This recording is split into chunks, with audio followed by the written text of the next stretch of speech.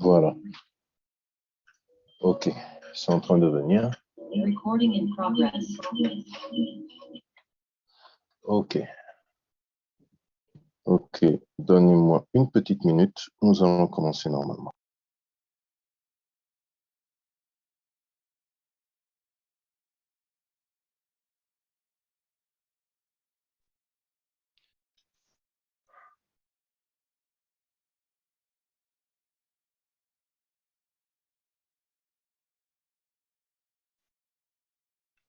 Un petit instant, s'il vous plaît.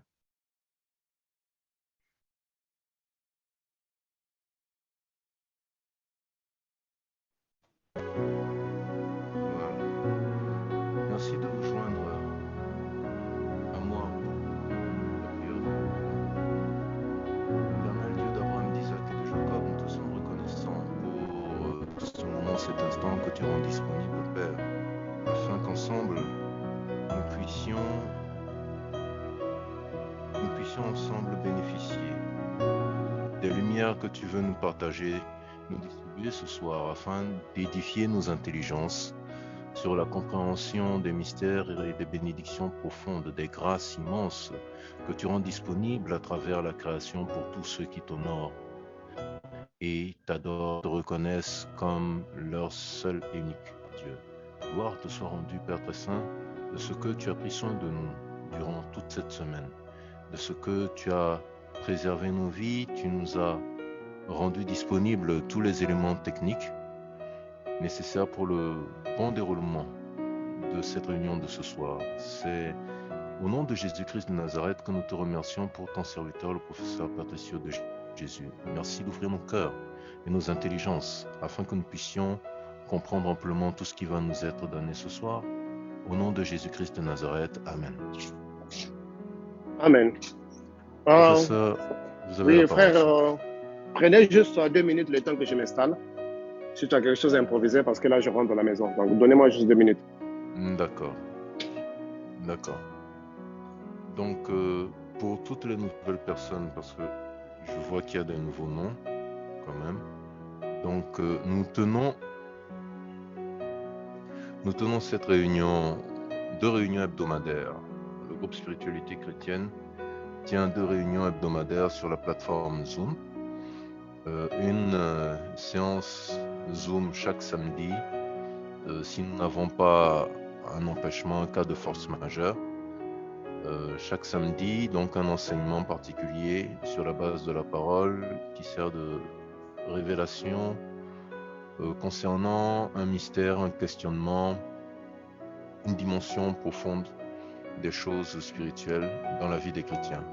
Et chaque dimanche, nous avons une réunion de prière d'intercession. Donc la réunion du samedi a lieu chaque samedi à 22h GMT et la prière d'intercession a lieu chaque dimanche à 16h GMT sur la plateforme Zoom. Nous rendons disponibles tous les liens au plus grand tard le vendredi ou le dimanche matin pour la prière, le dimanche matin, le vendredi. Et l'émission du samedi est repartagée, enfin rendue disponible, l'enregistrement est rendu disponible sur la page Facebook dans le cours de la semaine qui suit. Nous avons pour habitude de faire des séances de questions-réponses au moins une fois par mois. Et il y a une séance qui va venir d'ici la fin de ce mois de décembre, dans laquelle nous abordons toutes les questions d'interprétation, toutes les questions mystiques, toutes les incompréhensions liées à la spiritualité de façon générale. Voilà.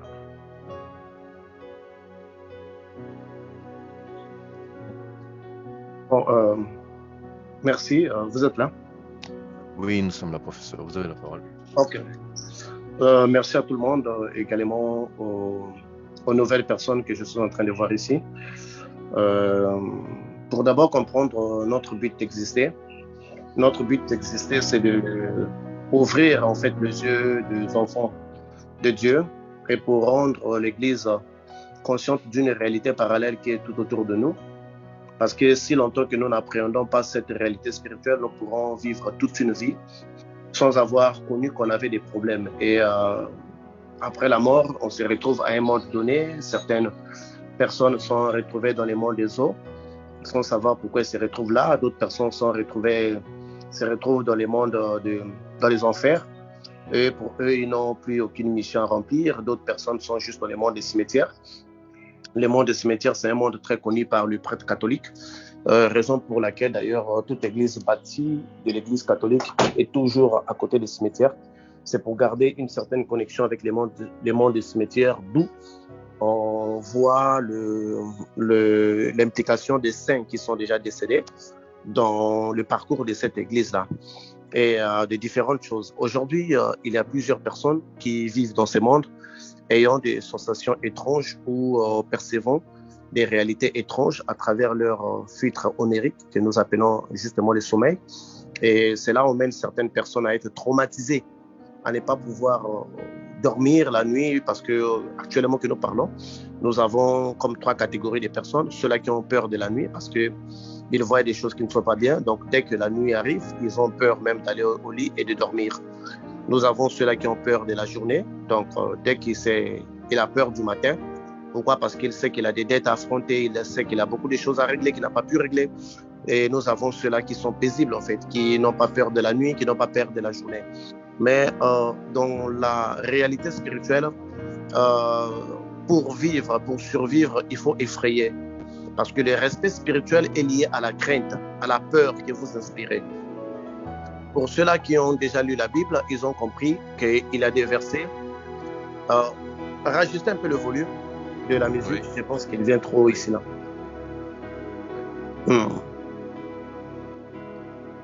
Ok. Donc pour ceux-là qui lisent la Bible, ils ont constaté que dans beaucoup de passages bibliques, on nous dit que Dieu viendra effrayer la terre. Je pense que beaucoup l'ont vu. Pourquoi Dieu viendrait effrayer la terre? Parce que le respect spirituel, elle est basée sur la peur. Donc sur la peur que vous inspirez à vos ennemis. Si les démons ne vous craignent pas, ils viendront vous agresser, ils viendront vers vous, ils viendront faire tout ce qu'ils veulent. Jusqu'à ce que vous vous élevez et que vous commencez à inspirer la crainte, la peur. C'est à peu près comme le loi de la jungle. Vous voyez, l'animal qui se fait respecter, c'est celui-là qui effraie les autres, comme les lions, le serpent. Rarement les animaux attaquent les serpents parce qu'ils inspirent la peur aux autres. Donc les réalités spirituelles, c'est là. D'où notre thème d'aujourd'hui, c'est les progrès spirituels. Pourquoi les progrès spirituels? Parce que sans les progrès spirituels, on est condamné à être détruit. Pourquoi je dis cela? Sachez que quand vous embarquez dans la spiritualité, les démons qui vous attaquent aujourd'hui, ce ne sont pas les démons qui vont vous attaquer demain. Une fois que le monde spirituel constate que vous devenez résistant à une catégorie d'esprits donnés, automatiquement, on doit aligner d'autres esprits à vous faire la guerre. Ça, c'est un processus automatique. Inéluctable d'ailleurs. Donc, vous devrez être conscient de ça. Donc, dans les progrès spirituels, avant que nous en parlons plutôt, je vais demander qu'on lise le livre de l'Apocalypse. Je pense que le frère Patrick, tu avais préparé le verset, parce que tu n'es ni chaud ni froid, je te vomirai.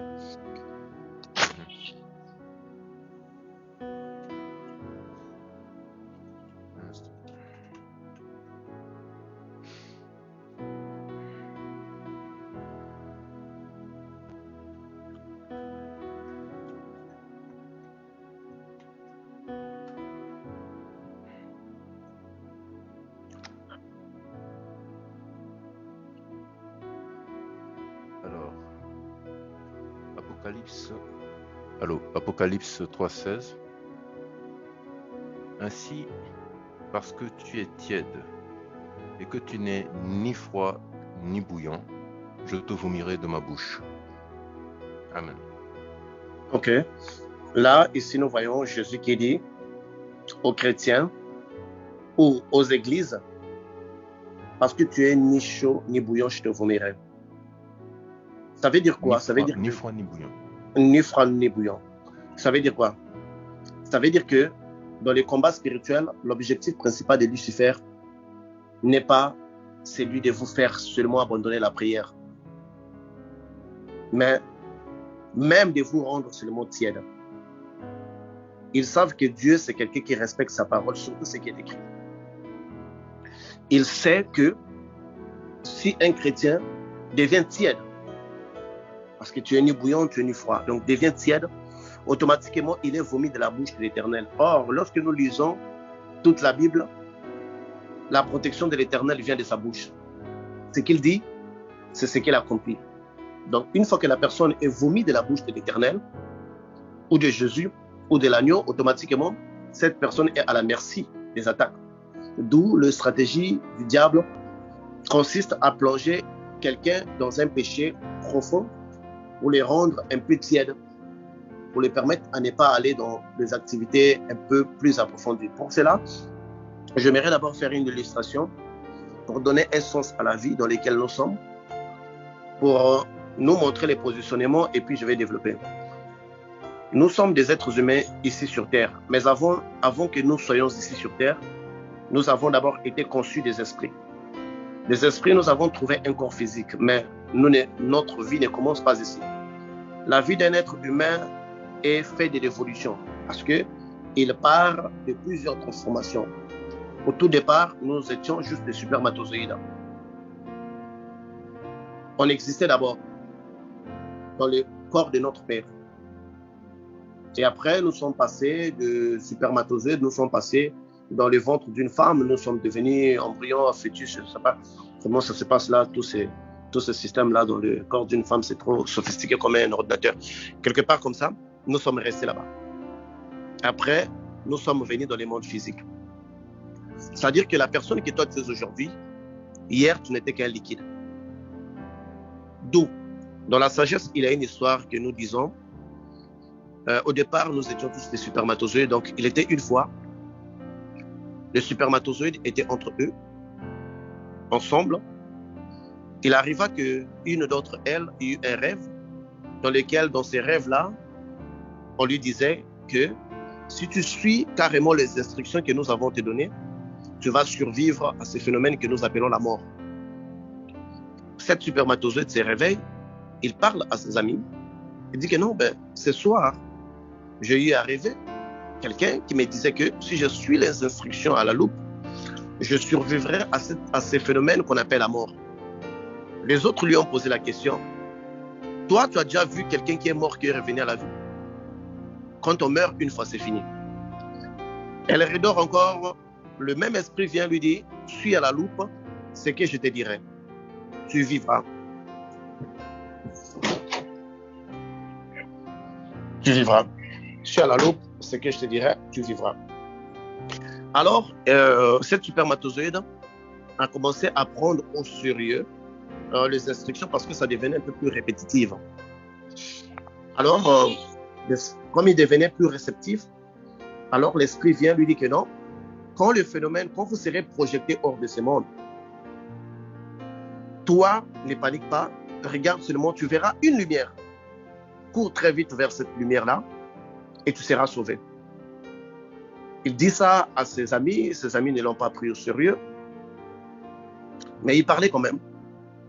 Arrivé lors des rapports sexuels, pendant l'éjaculation, ils voient les mondes bouger, ils savent qu'ils vont être projetés, ils étaient pris de panique.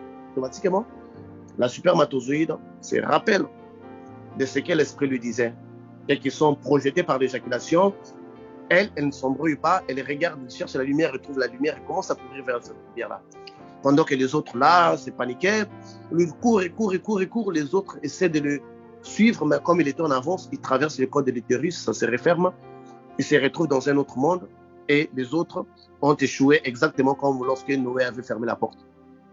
Ils sont morts et automatiquement, il a commencé à vivre une transformation où il était toute petite, son corps a commencé à changer, ainsi que autres. Il dit oui, ce que l'esprit là me disait, c'était vrai que je vais passer dans un autre monde, mais je vais vivre avec un autre corps qui est différent de ce corps. Automatiquement, il regarde à côté, il voit encore une autre personne qui est avec elle, sa jumelle. Il dit, mais comment toi tu es venu? Il dit que non, mais tout ce que toi tu disais, nous on te suivait. Moi je te suivais, je faisais attention, je ne te traitais pas d'un fou parce que ce que tu disais avait un sens. Mais la chose que je ne comprenais pas quand tu disais qu'on aurait notre corps, on va marcher avec les jambes, or que nous on a juste des queues, on est des têtards. quand tu disais qu'on va avoir des jambes, on va avoir une tête et des mains, pour moi, ça semblait louche. Mais j'avais quand même voulu te croire. Alors, je t'ai suivi quand tu avais traversé les portails. Moi aussi, j'avais traversé les portails. Il reste là pendant quelques mois. Le même esprit vient, lui dit que non, après 9 mois, ici, tu serais projeté dans un autre monde, mais ce n'est pas la mort, ne t'en fais pas. Il dit toujours, comme il a l'habitude de dire à sa voisine qui était là, ou à sa jumelle, il dit que non, le même esprit est venu, m'a dit que non, après, si on serait projeté dans un autre monde, on serait plus grand, on va marcher avec nos pieds, on va manger avec notre bouche. La même question qui revient toujours dans toutes les étapes de l'existence, elle est encore revenue.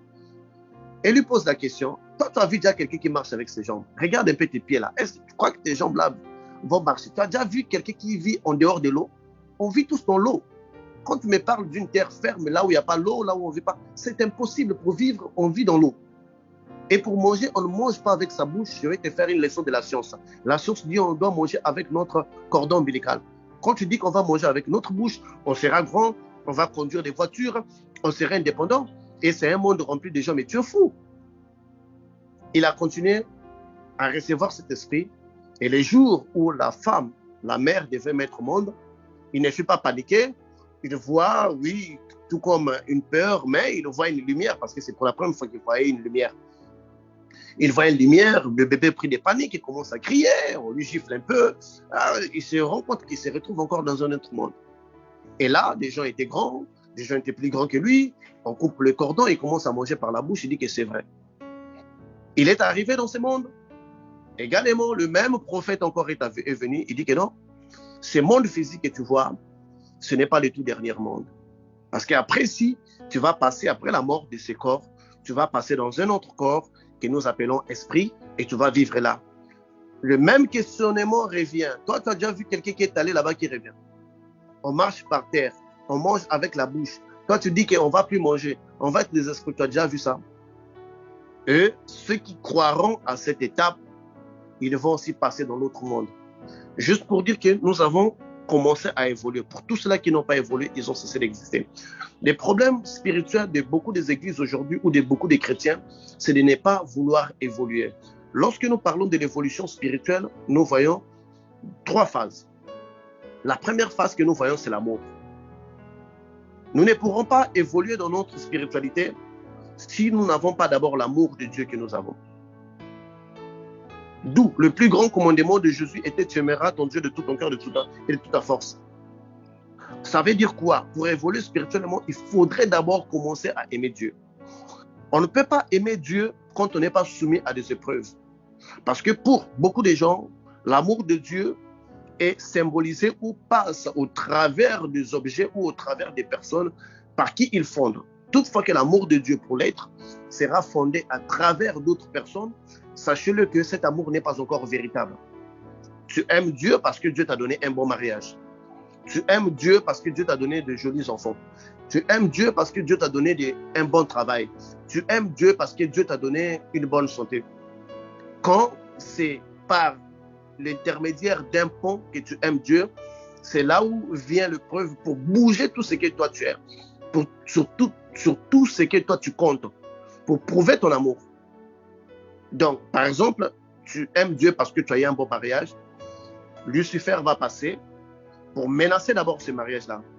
Mettre ce mariage-là entre, comment on appelle ça, contre le mécanicien, entre un cric là. Ça peut tomber, ça va continuer ou non. À te mettre un peu pour voir les degrés de ton amour.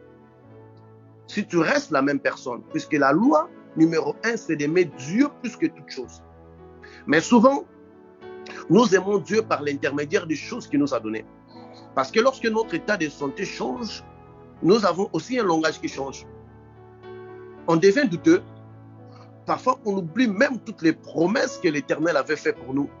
On oublie des situations très difficiles dans lesquelles on avait traversé pour l'Éternel.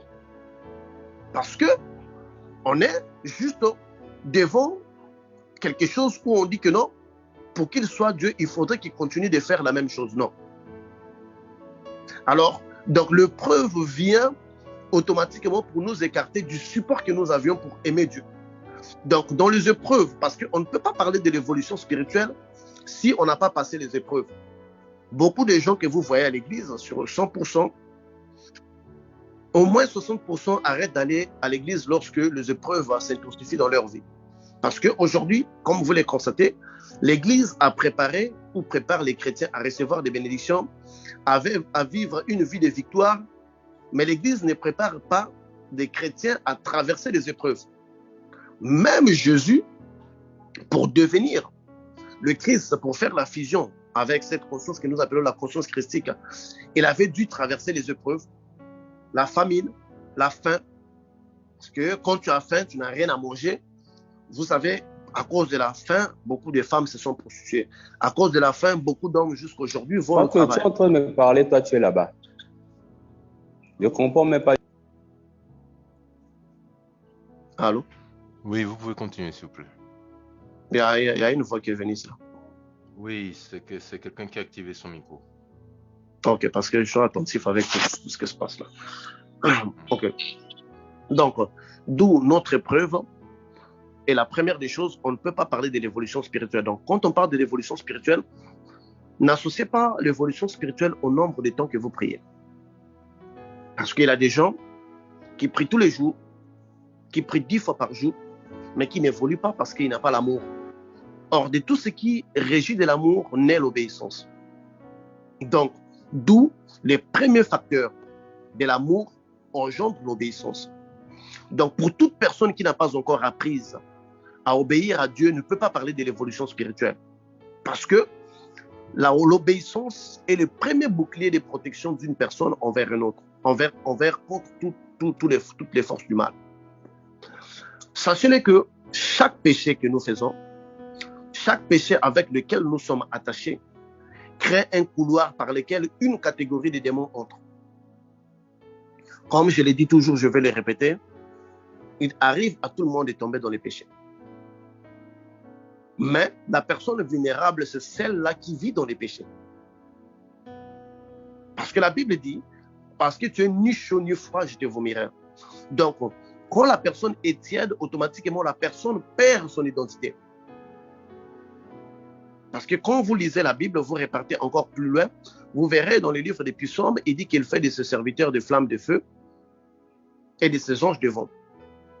Donc, pour être le serviteur de Dieu, il ne s'agit pas d'être tiède. Parce que ce qui est tiède, ce n'est pas le feu. Ce qui est tiède, ça veut dire que quelque chose qui était chaud, mais qui commence à aller vers le froid. Donc, il se trouve entre l'intermédiaire. Et ça, c'est le plus grand danger dans lequel l'Église est soumise ou dans lequel plusieurs personnes sont soumises. Donc, la première des choses pour l'évolution spirituelle, ce n'est pas le nombre des psaumes 91 que vous répétez, ce n'est pas le nombre des psaumes 106 ou 105 que vous répétez, ce n'est pas le nombre des psaumes 27, mais c'est la capacité d'obéir. Parce que quand on aime réellement Dieu, on ne peut pas prouver Dieu par la bouche que nous l'aimons. On prouve Dieu par l'obéissance que nous aimons. Donc, plus que nous faisons des efforts pour obéir à Dieu, automatiquement, non seulement nous obtenons un bouclier de protection, comme la Bible nous dit que l'ange de l'Éternel campe tout autour de celui qui les craint. Et la Bible nous dit que la crainte de l'Éternel, c'est le commencement de toute sagesse. Donc, dans cette crainte-là, nous avons deux facteurs ou deux éléments principaux dans lesquels un chrétien évolue. Il aura la sagesse et il aura la protection. Ça, c'est le premier élément à retenir dans votre évolution spirituelle. Le deuxième élément, c'est le but que vous voulez atteindre. Lorsque nous regardons aujourd'hui l'Église, on se rend compte que 70% des personnes qui sont dans l'Église, ils sont là, leur but principal, parce qu'ils veulent obtenir quelque chose de la part de Dieu. Quand tu vas commencer à questionner, voilà pourquoi la plupart de nous qui faisons le travail de Dieu, nous avons constaté que le premier contact avec les chrétiens, plusieurs d'ailleurs d'entre eux, n'a toujours pas été la soif de vouloir obtenir ou de grandir d'abord en connaissance de la spiritualité ou du monde dans lequel ils sont, que nous appelons les mondes du Christ, donc le royaume du Fils dont on avait parlé dans les émissions passées. Leur première préoccupation, c'est les problèmes qui les encombrent, qui les emmène vers Dieu. Dieu, c'est comme un pécheur. Quand il pêche, il peut mettre tout sur son appât. Il peut mettre un morceau de pain, il peut mettre un cafard, il peut mettre comment est-ce qu'on appelle, un ver de terre, il peut mettre tout ce qu'il veut pour attraper les poissons. Donc, ça veut dire quoi? Ça veut dire que n'importe quel problème de votre vie peut vous emmener à l'église. Vous êtes à l'église parce que vous êtes malade, vous êtes à l'église parce que votre couple ne marche pas, vous êtes à l'église parce que vous êtes tourmenté. Ça, c'est bien. Mais une fois que vous arrivez à l'église, il faudrait maintenant changer votre vision. Ce que vous visez. L'unique chrétien qui va loin, qui évolue, c'est celui qui vise les royaumes des cieux. Et c'est celui-là qui obtient quelque chose de la part de Dieu. Parce que dans la Bible, dans toute la Bible, il n'y a aucun compromis dans lequel Dieu va vous donner tout ce que vous voulez.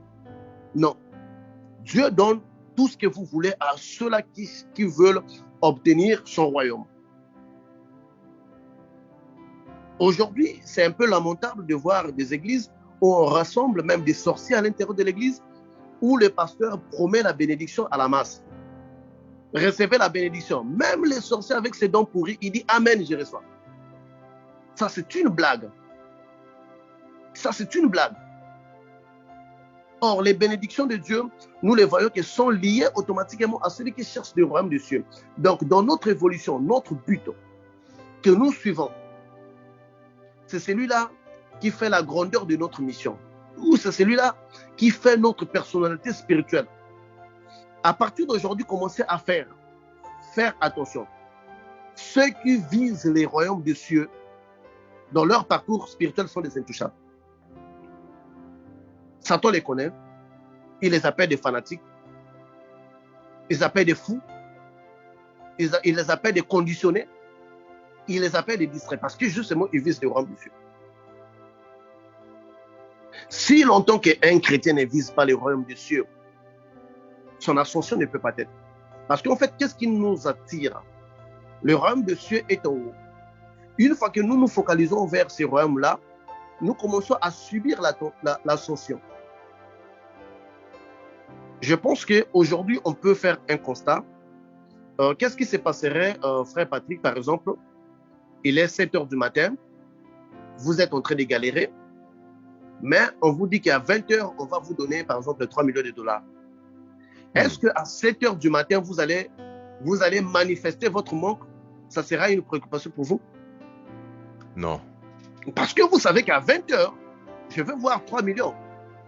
Donc, vous serez plus focalisé sur ce que vous allez voir. Tout à fait. Automatiquement, qu'est-ce que cela va faire? Cela va détruire déjà vos problèmes du présent. Une promesse de 23 heures qui détruit une difficulté ou une tristesse de 7 heures. Parce que vous vous êtes connecté sur le bonheur qui va vous provenir à 23 heures. D'où Jésus dit, personne ne prolonge sa vie par inquiétude. Qui par inquiétude prolonge sa vie? Il dit les corbeaux ne sèment pas, ne moissonnent pas, mais il sait qu'il sera nourri. Donc automatiquement, celui qui cherche le royaume des cieux, il est tellement déconnecté de la réalité physique que même les forces spirituelles, lorsqu'on les cherche, on ne les trouve pas. Parce qu'il n'est pas. Il n'est pas, il est absent. Il est absent. Il est absent. Aujourd'hui, à l'heure que je parle, il y a des chrétiens qui leur restent seulement 2 ans de vie. Il y a des chrétiens qui leur restent seulement 6 mois de vie. Il y a des chrétiens qui leur restent seulement 3 jours de vie. Mais tu verras que ce chrétien est tellement préoccupé avec sa vie physique qu'il ne peut même pas vivre le bonheur. Le bonheur, c'est lorsque nous mettons notre conscience dans les bonheurs à venir. Dans ces bonheurs-là que nous allons vivre. Moi, je vais vous dire quelque chose. Celui qui traverse les temps, qui voyage dans les pays lointains des lettres, là où l'imagination échoue, là où les explications ne peuvent être fondées, se rend compte que les peines qu'il s'est données pour construire dans les mondes physiques, ce serait de perdre du temps. Nous construisons un monde dans lequel nous devons décorer les mondes de Satan. La Bible est claire sur ce point. Il dit que le monde appartient à Satan. Combien de personnes seront malades aujourd'hui parce qu'ils n'ont pas pu mettre un immeuble dans les mondes de Satan? Combien de personnes sont malades, sont soucieux, ont même insulté Dieu, ils ont même régné Dieu, parce qu'ils n'ont pas pu juste peindre une maison qu'ils vont laisser dans le monde de Satan. Pourquoi ça devient vos problèmes? Pourquoi ça doit vous déconnecter? Parce qu'une réalité spirituelle, dans le spirituel, on dit que là où tes intentions sont, c'est là où ton esprit est. C'est très capital. C'est très capital. L'être humain commet des erreurs parce que son esprit est plus là. Quand tu ne me diras pas, une fois je parlais avec un frère qui est trop court, on l'appelle Jos, il est vraiment très court. Je lui demande, je lui pose une question stupide, ouais, parce que j'aime trop blaguer. Je lui dis, Jos, essaie un peu de me décrire ton expérience. Quand tu es court, qu'est-ce que tu vois de spécial quand tu es court? Il me dit que non, je vois la terre est tellement trop proche de moi que je n'ai pas peur de tomber parce que je vois que je ne tomberai pas de très loin. Et toi, comme tu es très élancé, tu as peur de tomber parce que tu vas quitter de loin jusqu'à la terre. Donc je vois les choses très grandes. La façon que je vois une fourmi, ce n'est pas la façon dont tu vois une fourmi.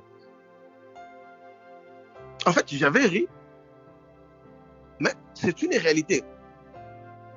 Le simple fait qu'il soit trop à côté de quelque chose, cela lui donne une autre vision. Comment se fait-il que les sorciers, Satan, démons, emmènent exactement un homme qui a un peu d'argent pour te séduire? Parce qu'ils savent que c'est ça ta préoccupation. Et ton esprit est là. Donc c'est un lieu où ils peuvent trouver ton esprit. Même dans le satanisme, il est interdit de tuer celui qui n'a pas renoncé à Jésus. On peut te torturer juste pour que tu dises de ta bouche que j'ai renié Jésus. Vous voyez l'enjeu? C'est-à-dire que Satan sait que si cette personne-là n'est reniée par Jésus, si on les tue, il va aller au paradis. S'il y a quelque chose que Satan déteste, c'est de tuer quelqu'un pour que quelqu'un aille au paradis. Ça, Satan ne le fait pas. Rassurez-vous, quand Satan va tuer un enfant de Dieu, Satan l'avait déjà enlevé de la voie et lui a donné le goût. Et ça ronge à ce qui te tue dans les péchés. L'évolution spirituelle, je répète encore, n'est pas liée au nombre de versets que tu lis, au nombre de livres que tu lis, au nombre des émissions Zoom que tu suis des frères Patrick, dont le frère Patrick est intervenant. Ce n'est pas lié à ça. C'est lié au but que tu te fixes. Un joueur dans les terrains, même s'il dribble au fond, mais son but, c'est d'arriver au poteau. Donc tous les dribbles qu'il donne à la fin là, c'est pour pouvoir être tout proche du poteau. Les chrétiens aujourd'hui sont plus déconnectés de la réalité ou de l'objectif principal que nous devrons avoir. Jésus dit, cherchez premièrement le royaume de cieux et tout vous serez donné dessus. Ça veut dire quoi? Ça veut dire que celui qui vise le royaume de Dieu, qui les visualise dans sa tête, automatiquement il a l'ascension spirituelle. Même si Lucifer venait, il est déconnecté de l'homme qu'il aime. Il est déconnecté de son travail. Il est déconnecté de sa voiture de luxe. Il est déconnecté du pays dans lequel il est. Cette personne va vivre dans une paix intérieure parce qu'il n'est pas connecté dans le monde inférieur. L'ascension spirituelle est liée à notre état de conscience. Or, l'état de conscience, c'est la capacité d'accepter. Oui, vous nous parlez du royaume de Dieu. Quel est votre niveau d'acceptation du royaume de Dieu? Est-ce que vous vous référez à ça comme étant un film de fiction, un conte de faits que vous allez vérifier, ou vous vous référez à ça comme étant une réalité? Personne d'entre nous voit des anges 24 heures sur 24. Nous pouvons les voir dans des interventions angéliques ou dans des combats spirituels. Mais ils agissent parce que nous savons qu'ils sont là. Moi, je vais vous raconter une histoire. J'étais avec une petite amie qui était sorcière parce que moi, Satan m'a envoyé beaucoup de femmes qui étaient sorcières. Au tout début de mon ministère, bon, vous savez, Jésus venait de me délivrer lui-même du monde occulte. Bon, je n'avais pas vraiment conscience des réalités occultes.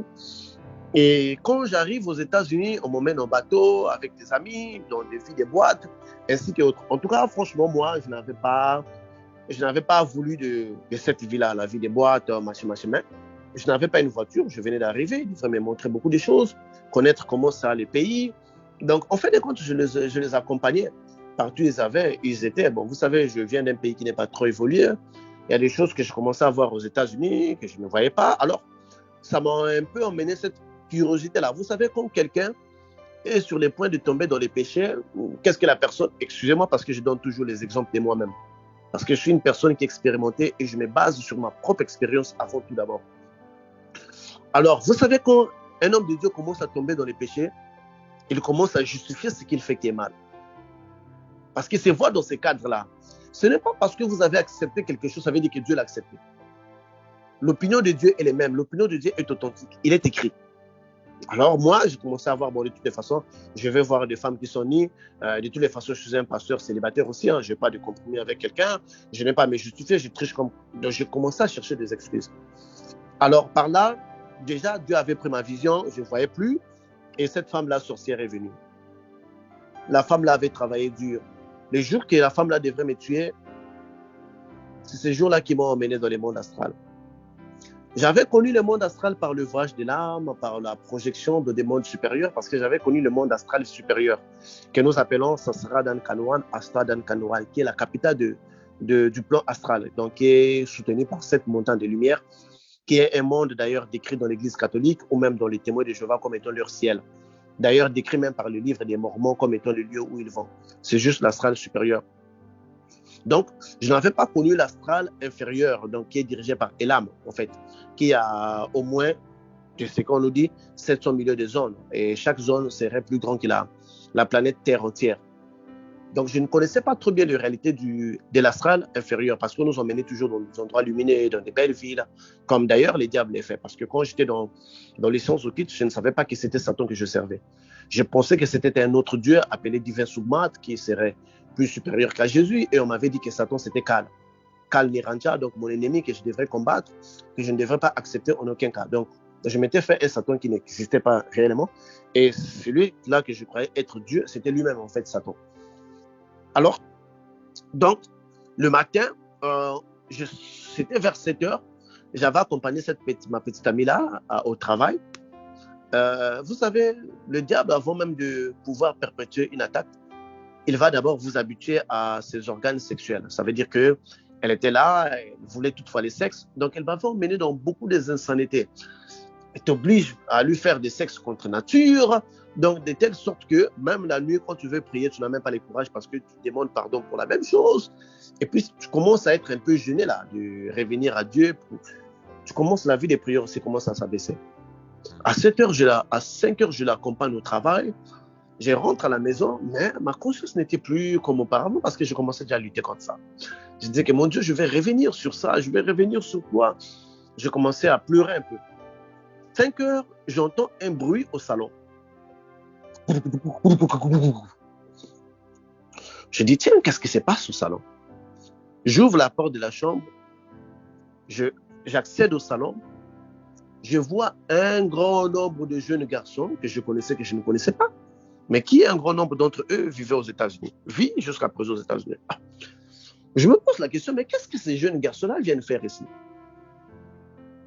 Or, tous étaient des sorciers. Quand vous ne pas aux États-Unis, en France, il y a beaucoup de sorciers. Hein? Des sorciers bien habillés, un sorcier parfumé. Ça fait de la sorcellerie de luxe. Ils sont nombreux. Ils sont nombreux. Et moi, je n'y pensais pas. Je fumais. Alors, je commence à me poser des questions. Mais s'ils sont venus, est-ce qu'il y a... C'est la première question que je m'étais posée. Je me suis endormi pendant combien de temps? Est-ce qu'il y a un problème de vie? Parce que la façon dont ils étaient tristes, je me disais qu'il y a une nouvelle que moi, je ne savais pas. Subitement, je regarde derrière, c'est ma petite amie que j'étais allé accompagner au travail parce qu'elle commençait le travail à 4 heures du matin. C'est elle qui venait toute nue avec les yeux qui brillent. Dès que j'ai vu, j'ai compris justement que tout cela qui était venu, c'était des sorciers. Mon frère, Je l'ai compris directement. Je dis que je vais repartir dans la chambre. Dès que j'ouvre la porte de ma chambre, je me vois moi-même couché encore sur mon lit. Et à côté, parce que j'avais l'habitude de mettre mon portefeuille juste par terre, à côté du lit, et je vois une vieille femme qui versait de l'huile sur mon portefeuille, qui dansait nue, qui disait que tu n'aurais plus l'argent. Donc, ils étaient venus attaquer mes finances. Or, au début de ma relation avec cette fille-là, je lui avais posé la question, je dis, ben, moi, je viens d'arriver aux États-Unis, je n'ai même pas de papiers. Pourquoi est-ce que toi, tu me suis? Moi, je m'attendais comme toutes les femmes, pouvaient dire que tu es un homme élégant, j'aime quand tu parles, mais dit que non, tu as une grande étoile, j'ai vu ton étoile est grande. Moi, je me suis dit à l'intérieur de moi, les filles ont appris à mentir, mais celle-là, c'est une spécialiste. Regarde le baraté qu'elle me donne. Toi, tu as vu mon étoile, n'importe quoi à mon œil. Or, elle m'avait dit vrai. Elle était là pour détruire mon étoile. Quand je vis, je me suis rendu compte, oh, donc la vieille femme-là, elle est venue pour faire un travail contre moi. Directement, je vois mon corps, il m'empêche maintenant de rentrer dans mon corps. Oh. Mon frère, je dis que le feu du Saint-Esprit calcine mes ennemis. C'est pour la première fois que je voyais le feu du Saint-Esprit avec mes yeux qui commencent à sortir sur les planchers de ma maison. Des flammes de feu qui commençaient à monter. Et les sorciers se sont mis à crier. L'un d'entre eux m'a pris à l'épaule quand il m'a poussé. On a changé de monde. Je n'ai jamais vu un monde sombre, lugubre de cette façon. Je vis des gens attachés sur des arbres, des gens attachés dans des trous. On a creusé, on a mis des gens et on a mis comme des grilles, des gens qui sont là, des petites maisons et des tam-tams qui tournent, des gens nus. Un monde que tu ne peux pas imaginer. Dès que j'ai vu, je me suis rendu compte que je suis dans l'astral inférieur. Je ne l'avais pas connu auparavant. Automatiquement, j'ai entendu des sons de tam-tam qui viennent de loin. Ah non, la sorcellerie danse nu. Hein. Il danse nu, je vous dis. Si votre femme est dans la sorcellerie, tout le monde connaît sa nudité, n'ayez pas la confiance en elle. C'est une nudité publique. Des vieillards et des jeunes petits enfants, ils sont tous là nus. Voilà pourquoi un sorcier est maudit, parce qu'il voit son père qui est dans la sorcellerie nue, il voit sa mère qui est dans sa sorcellerie nue, il voit ses parents qui sont dans la sorcellerie nue, il voit ses oncles qui sont nus, lui-même sa vie est devenue nudité. Parce qu'il voit vraiment des gens nus. Donc tout le monde là était nu. Quand j'ai vu ça, je crie. Directement le Saint-Esprit me dit, appelle l'ange de l'Éternel. Mes frères, je dis que l'ange de l'Éternel, je n'avais pas terminé la phrase de ma bouche. Je vis comme étant, comment ça s'appelle ça, tonnerre, hein, qui traverse le ciel comme étant une lumière. Bah! Le ciel, c'est comme si le ciel se déchirait en deux. Ce ciel sombre, d'un endroit lugubre, qui sentait même le sang dans les sols, partout était tacheté de sang. Je vis l'ange de l'Éternel qui descend sur un cheval qui avait des ailes, avec une épée brillant dans ses mains. C'était pour la première fois que cela venait. Alors, l'ange, depuis le ciel là-bas, il lançait maintenant l'épée. Quand il lançait l'épée ne quittait pas sa main. C'est comme si devant cette épée, il sortait des épées minuscules qui venaient, qui tapaient sur les sols. Dès que ça tapait sur les sols, les flammes. L'ange s'est mis à détruire les bandes astrales d'une façon, quand l'Éternel vous aime. C'est autre chose. Il fait des choses qu'il n'avait pas fait auparavant. Je te dis, il a plié les mondes là, un feu terrible. Et l'ange de l'Éternel descend, il me prend à l'épaule, il me remet dans ma chambre, je vois mon corps à côté, mon corps m'aspire. Je reviens dans mon corps, je commence à respirer rapide. Je vois directement le téléphone qui sonne. Ma petite amie là, elle m'appelle. D'abord, j'ai eu peur de prendre l'appel. J'ai dit non, je ne vais pas prendre l'appel. J'ai dit, moi je suis un Yankee, je vais prendre l'appel, il n'y a pas là. Allô? Patricio, il faut venir me chercher. Je suis au travail. Je brûle à l'intérieur de moi. Hein?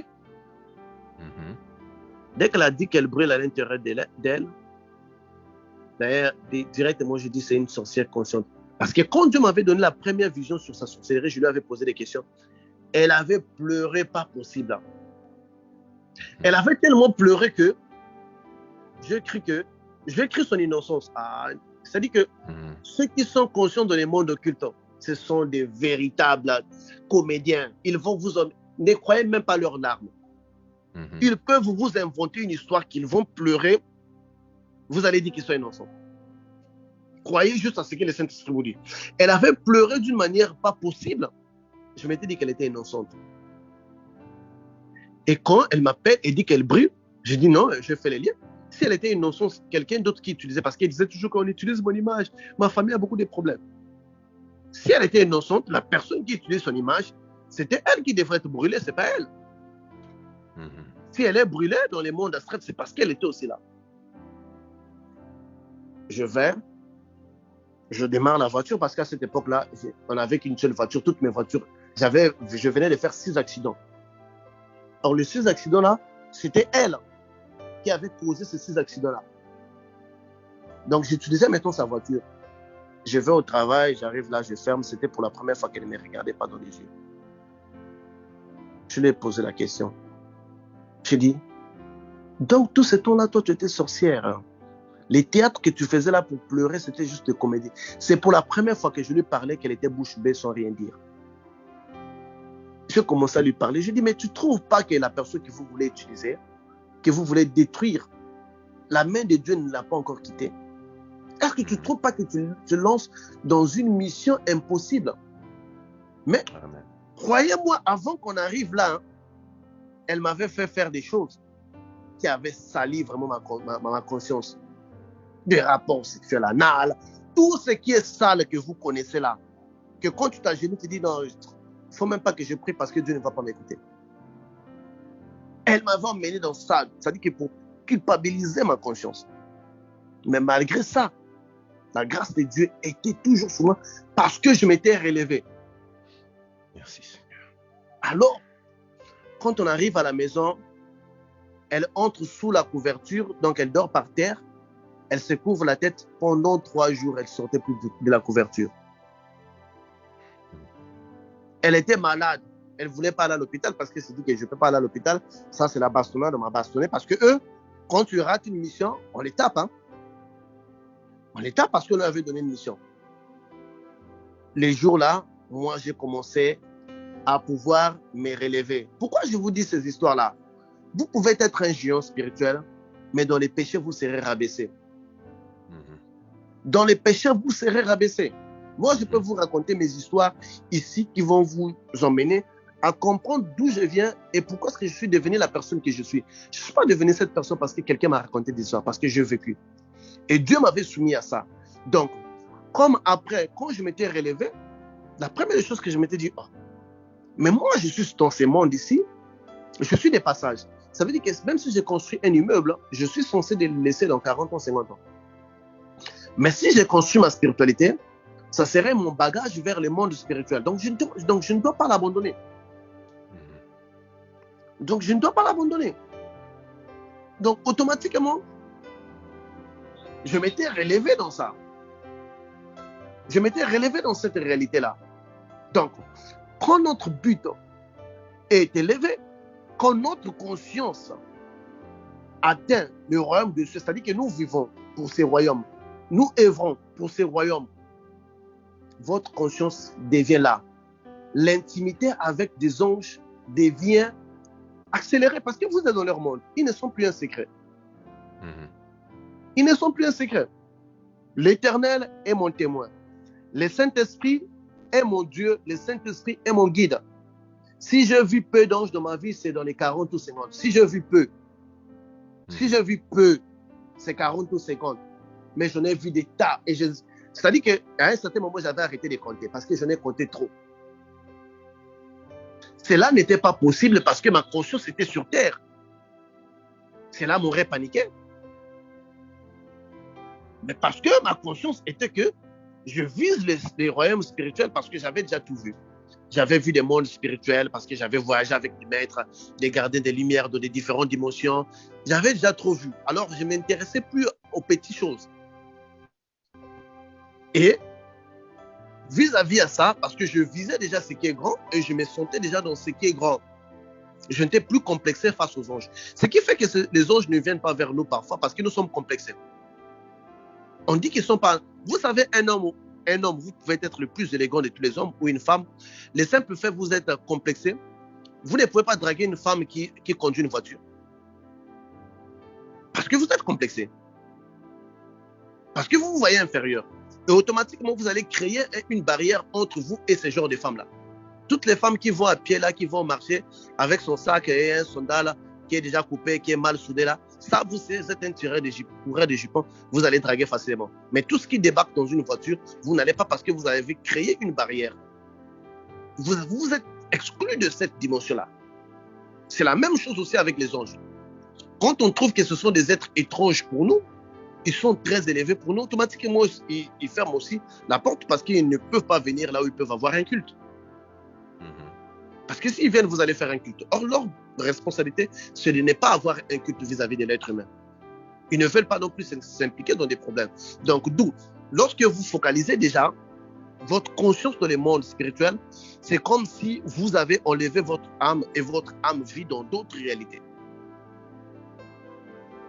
Automatiquement. Donc, le but que vous êtes en train de suivre est autre chose, à part l'amour qui naît l'obéissance. Nous avons parlé du but et nous devrons parler des efforts. Les efforts, c'est la troisième chose.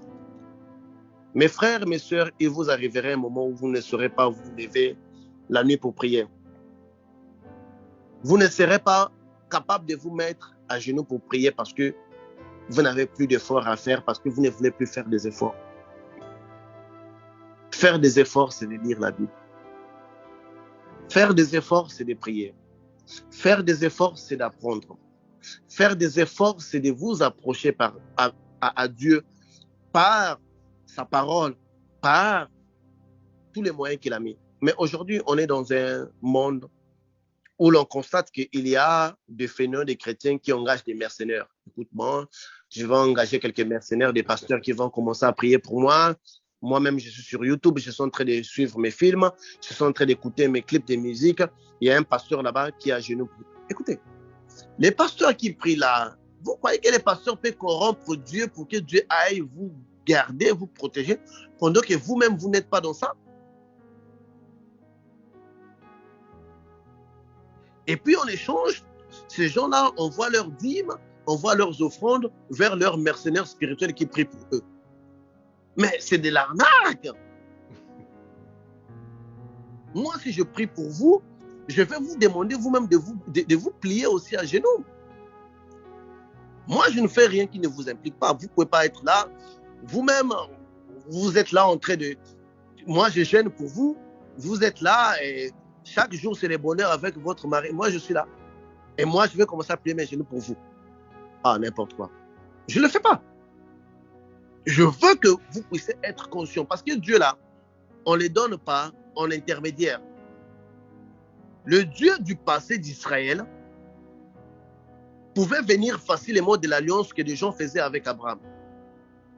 Mais le Dieu version Jésus ne vient pas par l'alliance que toi tu fais avec des serviteurs de Dieu.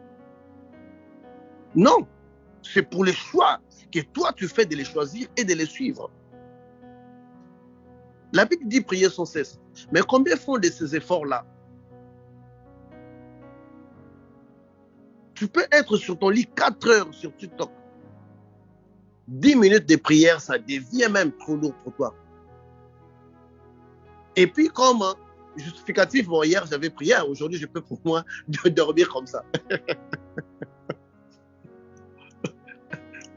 C'est-à-dire que les démons l'ont tellement compris. Tous les démons qui étaient les démons boxeurs, ils ont levé leur sac de boxe, ils ont mis des chrétiens à la place. Donc quand tu vas aller s'entraîner, c'est sur chrétiens qui donnent des coups de poing là. Parce que nous ne respectons pas ce que Jésus dit, prier sans cesse. Vous savez, ceux-là qui vont dans les gymnastiques, ce n'est pas les premiers jours que toi tu soulèves le fer que tu vas avoir la musculation. C'est en les faisant des processus. C'est bien les choses que vous faites, d'aider les serviteurs de Dieu, d'aider l'église de Dieu. Mais c'est aussi bien lorsque vous vous agenouillez vous-même aussi. Les prophètes Élie avait dit à cette femme, mangeons ce que toi tu as et Dieu va multiplier de l'huile. Mais cette femme-là, elle-même, elle avait des vases. Le prophète avait multiplié de l'huile sur des vases que cette femme-là avait. Mais un pasteur, un homme de Dieu va vous donner l'onction. Vous allez recevoir sur quel vase? Le prophète Élisée avait donné un enfant à la femme sunamite, mais ce n'est pas Élisée qui nourrissait cet enfant-là. Jésus avait multiplié les pains pour nourrir tout le monde, mais ses apôtres avaient eux-mêmes d'abord le pain et les poissons.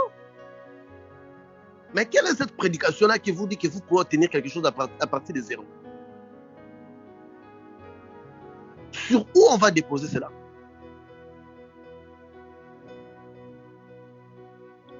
Aujourd'hui, on fait peu d'efforts. Quand tu vois un chrétien qui prie 24 heures sur 24, c'est parce qu'on l'a bastonné la nuit. Quand ses nuits sont tranquilles, lui aussi lâche. Les efforts doivent être permanents dans la vie d'un chrétien. La capacité de se réexaminer. Tu tombes dans les péchés, ne vis pas dans les péchés. Ne vis pas dans les péchés. Dieu peut te récompenser pour le bien que tu fais à ses serviteurs.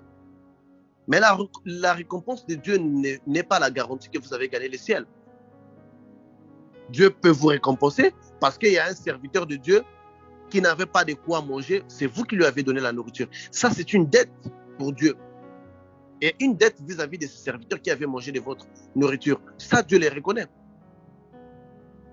Mais ça ne fait pas une garantie pour vous d'aller vivre au ciel. Ce qui fait votre garantie, c'est en fait vos efforts que vous êtes en train de faire. Les efforts, c'est de rejeter les péchés. Les efforts, c'est de faire un effort vous-même de vous rapprocher de Dieu. Moi, je le dis toujours, et les groupes spiritualité chrétiens le disent toujours.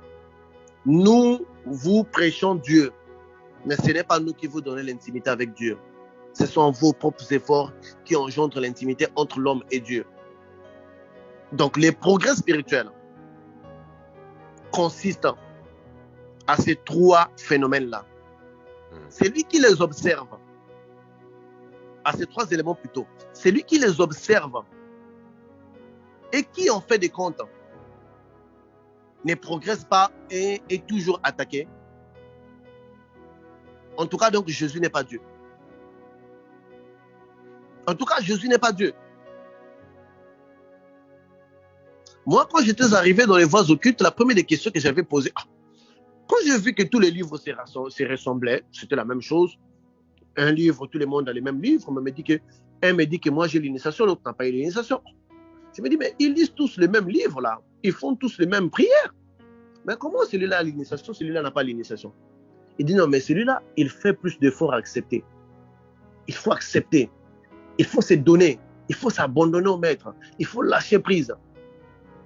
Donc je me suis dit, donc plus que tu cèdes ton corps pour être utilisé par le maître, plus que toi aussi tu évolues si on te donne des initiations. Oui, mais plus que tu cèdes ton corps, plus que tu mets ta volonté en deuxième lieu, les maîtres automatiquement, ils commencent aussi à t'utiliser. Et comme ils commencent à t'utiliser, il te permet d'entrer aussi dans d'autres mondes, pour opérer dans d'autres mondes.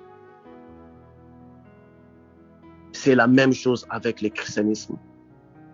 Plus qu'on devient un canal de Dieu, une expression divine sur terre, sont ces moments-là qu'on se forge du respect. Les démons ne vous respectent pas parce que vous êtes chrétien. Les démons respectent Christ qu'ils voient en vous. Les démons ne vous respectent pas parce que vous prêchez, parce que vous chantez. Les démons respectent la présence du Christ qui se calque en vous. Ils savent que vous êtes trop près de Dieu. Moindre chose, vous pouvez les accuser vers Dieu. Ils vont avoir des problèmes. J'ai un ami pasteur au Brésil, on lui avait chassé de la magie parce qu'il avait attaqué 5 fois des vrais chrétiens. Ces démons ont eu de sérieux problèmes. Ils lui ont dit, ou tu vas arrêter d'attaquer des chrétiens pour nous arrêter de nous mettre dans des problèmes, ou on va te chasser de la magie. Il n'avait pas écouté, il avait continué. D'abord, les démons les livrent à la prison. Ils se retrouvent en prison. Et les démons l'appellent. Ils disent qu'écoute, à partir d'aujourd'hui, nous, on ne veut plus que toi, tu travailles dans la magie. On a eu assez de problèmes avec toi. Tu nous mets toujours dans des problèmes. Tu sais, quand on parle en portugais, ça fait rire. Alléluia. Você nos meteu em tantos problemas, nós não conseguimos. Ça veut dire que tu nous as mis dans beaucoup de problèmes. À cause de toi, nous, on a eu de sérieux problèmes. Nous, on ne veut plus de toi parce que toi, c'est comme si toi, tu es une malchance. pour nous. Gloire à Dieu. Gloire On à l'a Dieu. chassé, on lui a dépouillé de tous les pouvoirs. Donc, pour vous dire que il y a de ces chrétiens-là que tu vas faire la magie, le magicien qui fait la magie, Satan vient dire que non, on ne peut pas avec le laisse. Amen. Il y en a. Pourquoi est-ce qu'on n'en a pas ça? Le christianisme, ce n'est pas une restriction de vie. Le christianisme, ça ne vous empêche pas d'être jeune. Le christianisme, c'est avoir un engagement. Vous voulez aller vers une femme, découvrir sa nudité, ayez un compromis avec cette femme. Vous voulez aller dans un restaurant, emmenez votre femme. Vous voulez vous habiller bien, habillez-vous bien, pas dans le but de faire tomber des gens. Dans le christianisme, il y a la vie. Donc, pour dire que tout ce que vous cherchez, vous pourrez bien le voir dans le christianisme. Donc, faites l'effort de ça. On n'a pas une prière qu'on va vous donner pour faire et pour progresser. On n'est pas dans. Même dans la magie, ça n'existe pas d'ailleurs. Le frère Patrick qui est là, lui-même, il sait combien de maisons il a marché avec un pantalon troué pour chercher combien de livres lui il a lu, que ça n'arrivait toujours pas. Moi, j'ai galéré grave. Moi, une partie de ma beauté a commencé à sortir en crise. Quand j'étais dans la spiritualité là, je te dis, ma tête était pointue comme le bout du pirogue là.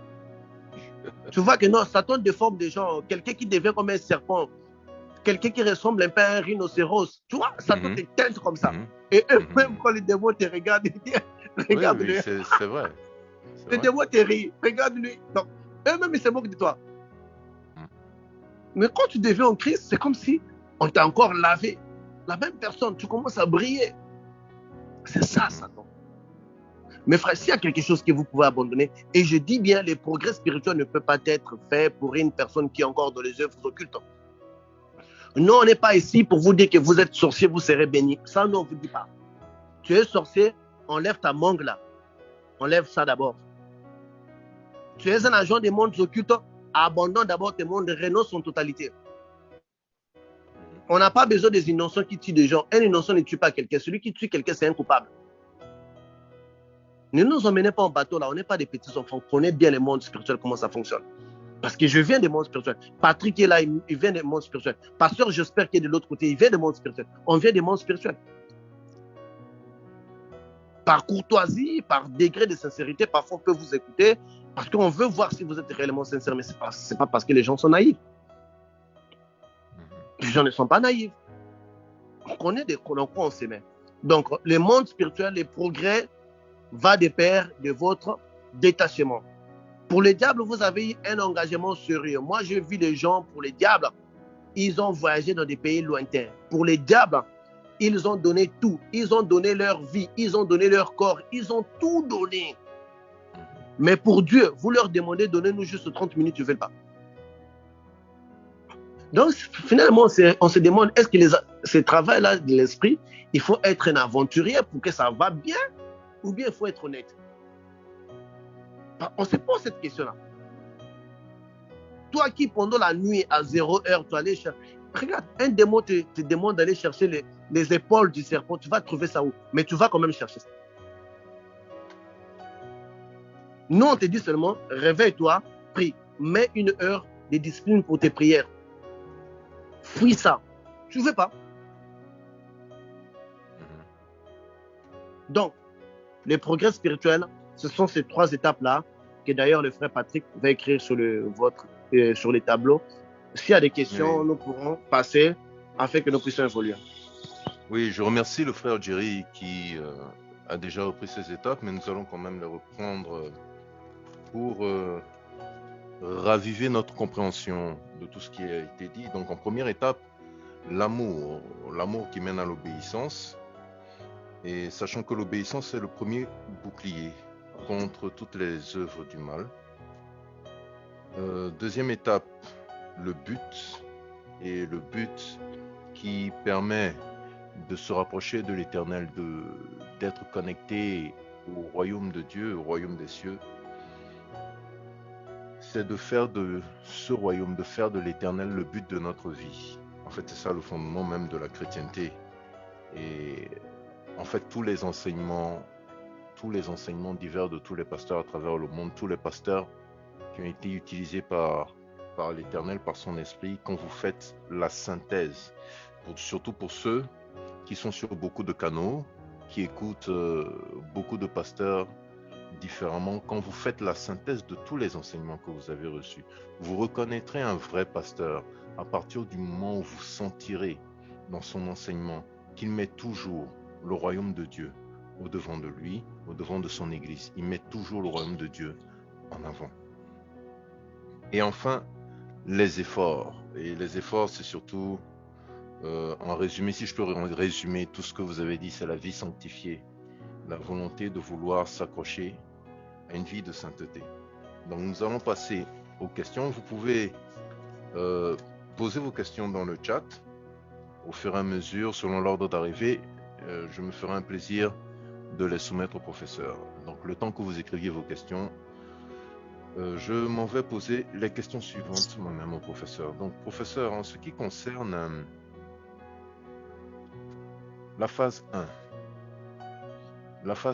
pourquoi est-ce que dans la phase 1, pour certaines personnes, au départ, je veux dire même pas forcément au départ, mais je ne vais pas parler de personnes qui ne sont pas dans la chrétienté. Je veux parler de personnes qui sont dans la chrétienté, qui ont été baptisées, qui prétendent aller à l'église. Je dis prétendre parce qu'il y a une différence entre aller quelque part et participer à ce qui se fait dans ce lieu-là.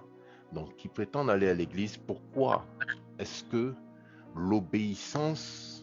comprendre l'obéissance est difficile? Est-ce qu'il y a une machination du diable dedans? Est-ce que c'est dû au fait qu'il y a des alliances qui traînent? Il y a des tares qui ne sont pas encore épurées? Qu'est-ce qui fait que l'obéissance n'est pas perceptible dès le départ? En tout cas pour la plupart d'entre eux, selon vous. Bon, vous savez, l'obéissance, c'est une prise de conscience. Beaucoup de gens qui n'obéissent pas à Dieu, ils n'ont pas encore fait une prise de conscience de qui est Dieu réellement.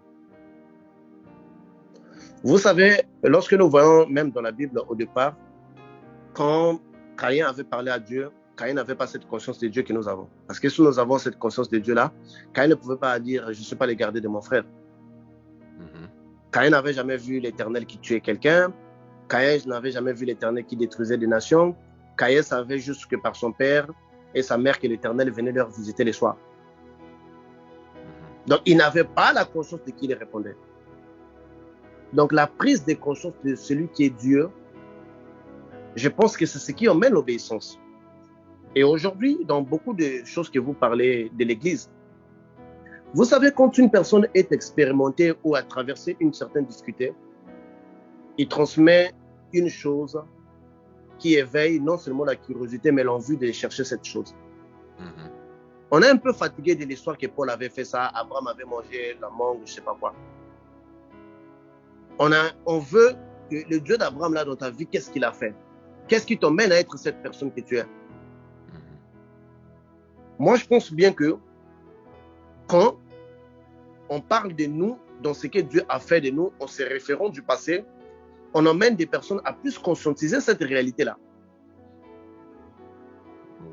Donc, les personnes ne font pas une prise de conscience de celui qui est Dieu. Parce qu'un grand nombre de chrétiens pensent que Dieu se trouve dans un livre qu'ils lisent à l'église ou un livre qu'ils ont dans leur portefeuille. Or, Dieu se trouve dans les livres de leur cœur. Amen. Et ces pages-là, on l'ouvre par la sanctification. La Bible est claire sur ces points. On nous dit que nous sommes devenus les temples du Saint-Esprit. Mais nous savons que dans les temples-là, quand les souverains sacrificateurs entraient et qui n'étaient pas purs, ils mouraient. Donc, il y a même votre propre progrès spirituel à l'intérieur de vous. Il y a des chambres que vous ne pouvez pas accéder parce que vous n'êtes pas pur. Donc, même à l'intérieur de vous-même, il y a des endroits que vous n'explorez pas. Comment se fait-il que les démons n'occupent pas des endroits de votre corps parce que vous-même, vous ne les explorez pas? Donc, je pense que la prise de conscience est moindre sur nos enseignements à l'église, nous les hommes de Dieu. Nous parlons de David qui a fait tomber Goliath. Non, mais toi-même, tu as fait tomber combien de Goliath, toi-même et ton pasteur qui est là, en chair? Comment tu avais fait pour les faire tomber? David, on sait qu'il avait pris des pierres, mais toi, tu avais utilisé quoi? Et moi, je pense que si on va dans nos... Voilà pourquoi la Bible nous dit que vous l'avez vaincu à cause du sang de l'agneau et à cause du témoignage. Donc, oui. Dans l'église, on a les sons de l'agneau. Dans les combats spirituels, on a deux choses.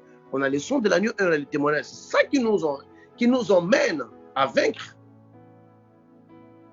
Toi, tu ne peux pas venir me dire que le fait spirituel n'existe pas. Moi, je l'ai vu. Et la femme avec qui, moi, je l'ai expérimenté, elle est encore vivante ici aux États-Unis. Et elle écoute parfois aussi mes émissions. Parce qu'il y a l'expérience, parce qu'il y a une prise de conscience qui est là. Et c'est sur ça qu'on doit se tenir.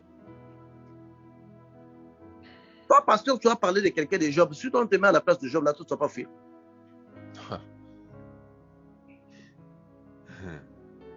Les deux pieds devant. Les deux pieds devant. Une question d'un frère. Le but implique-t-il le détachement du matériel ou des choses physiques de ce monde? Non. Vous savez, le détachement, c'est dans les efforts, pas dans les buts. Je vais vous donner un exemple. Si je vous donnais un iPhone et je vous donnais un Nokia Torch, votre attention serait plus où? iPhone. Ok, c'est ça. Donc, si votre but est déjà dans quelque chose de grand, automatiquement, vous allez vous détacher de Nokia. Vous n'allez plus vous focaliser sur Nokia, vous allez être précis que ce n'est pas ce que je veux. Vous savez, Dieu commence à nous donner beaucoup quand on lui dit que ce n'est pas ce que je veux. Hein. Dieu te donne une voiture, tu dis, Seigneur, moi, c'est les siennes. Ça, c'est les bonbons. Amen. Ça, c'est les bonbons. Donc, automatiquement, plus que vous avez un but majeur, votre conception des choses change. C'est encore une prise de conscience. Qui emmène les détachements, automatiquement, vous êtes détaché. Oui, automatiquement, vous êtes détaché.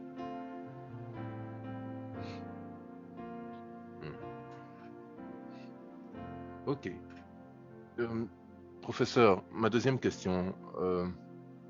S'il vous plaît, entre parenthèses, à partir du témoignage que vous nous avez fait, parlez-nous un peu, je pense que c'est l'occasion, parlez-nous de la malédiction de la nudité, s'il vous plaît. Bon, parce que je pense que c'est un gros piège dans lequel beaucoup de familles sont tombées, soit volontairement ou involontairement. Des gens dans des familles sont tombés volontairement ou involontairement. Beaucoup de gens qui confessent la pornographie ne savent pas qu'ils doivent confesser le voyeurisme. Beaucoup de personnes ont vécu avec des parents qui, face à eux, n'avaient pas de soucis de pudeur. Ou avec des frères, des sœurs, etc. Des gens ont vécu dans des pays, vous allez dans certains pays, vous partagez le même espace de douche. Ça existe dans les pays asiatiques, ça existe dans certains pays européens. Donc, parlez-nous de la malédiction de la nudité. Qu'est-ce que ça implique? Qu'est-ce que c'est et qu'est-ce que ça implique? Ok, pour comprendre la malédiction de la nudité, il faut comprendre que tout ce qui vient des parties intimes est un pouvoir. Je dis bien tout ce qui vient des parties intimes, c'est un pouvoir pour détruire quelqu'un. Je vais vous donner un exemple. Il y a beaucoup de gens qui ont déjà entendu que les sorciers, pour maudire certaines personnes, vont aller chier dans leur parcelle. Et ça vient des parties intimes. Beaucoup de gens qui ont entendu déjà que certaines femmes sorcières, pour maudire leurs enfants, ils leur montrent la lumière. Je dis bien, tout ce qui est des parties intimes emmène que la malédiction des parents. Aucun parent va dire que pour bénir mon enfant, je dois lui montrer sa nudité. Donc, d'où vient la force de la malédiction? Réside d'abord premièrement dans les parties intimes d'une personne. C'est d'ailleurs ça les plus grands secrets occultes. Donc déjà, quand quelqu'un qui vous est proche vous expose ou vous montre ses parties intimes, automatiquement, la première des effets que cela engendre dans une première phase, c'est d'abord la malédiction. C'est d'abord la malédiction. Je pense que beaucoup de gens qui ont suivi les témoignages des femmes qui ont des sirènes, elles avaient trouvé louche la sirène leur demandait seulement de coucher avec beaucoup d'hommes. Et pouvaient aussi arriver à se poser la question, mais si on prend plaisir, moi-même je sens plaisir, pourquoi est-ce que non? Parce qu'une fois qu'on veut mettre la malédiction dans la vie d'une personne, sachez-le que on commence d'abord par ses parties intimes. Il y a des sorciers, s'il vient dans votre maison, la première des choses qu'il va demander, c'est la douche. Où sont les toilettes? Et la question que les gens devraient se poser, pourquoi est-ce qu'il y a beaucoup de formules de la magie noire, il faut les faire dans les toilettes? Mais alors, donc on sent que tout ce qui vient de parties intimes a un pouvoir occulte. A un pouvoir occulte. Et si nous remontons un peu dans les jardins d'Éden, lorsque l'homme avait découvert sa nudité, il savait que cette partie n'est pas compatible avec Dieu. Il fallait que je le cache. Je peux lui montrer mon visage. Il peut entendre ma voix, mais pas mes parties intimes. Pourquoi? Parce qu'il réside là. Celui de nos parents, des membres proches de notre famille, c'est encore plus pire. Pourquoi? Parce que, quel est l'exemple que je peux donner? Qu'est-ce qui se passe si vous prenez un fil de l'électricité, phase plus phase, vous le touchez? Il y a un court-circuit. Un court-circuit. Disjonction. Même ceux-là qui prennent l'aimant, si vous les mettez dans le même sens, il y a un aimant qui repousse l'autre. Ça veut dire que si on vient de même sang, on vient de même famille, le simple fait là, parce que quand on voit, bon, pour aller un peu terre à terre pour que les gens comprennent, quand on voit un homme, il a un câble qui doit brancher dans un trou qui se trouve chez la femme. Ça veut dire que les parties intimes sont faites pour une connexion donnée. Et quand on te rappelle, donc, ça dit que le mot même, pour mieux l'expliquer, ça peut ne pas être courtois, mais sinon, le parti intime des membres qui sont de notre famille nous emmène automatiquement à la malédiction, même si ces derniers n'ont pas conféré la malédiction. Automatiquement. Il y a des peuples, il y a des femmes qui disent que bon, c'est la modernité, mon enfant peut voir mon sexe. Mais vous ne savez pas qu'en les voyant, il avait été tout petit, mais après, il y a des comportements qui vont se manifester. Il devient un coureur de jupons. Vous ne savez même pas d'où vient cet enfant-là. Pour lui, il se contemple d'être nu partout. Il se déshabille facilement. Tu les dragues à 9h, 9h15, il est déjà nu. Parfois, vous ne comprenez pas. Donc, c'est tout. Dès que vous les voyez déjà, il y a déjà cet impact-là dans votre tête. Et les femmes africaines, beaucoup le savent, quand tu le veux maudire, ils doivent être nus.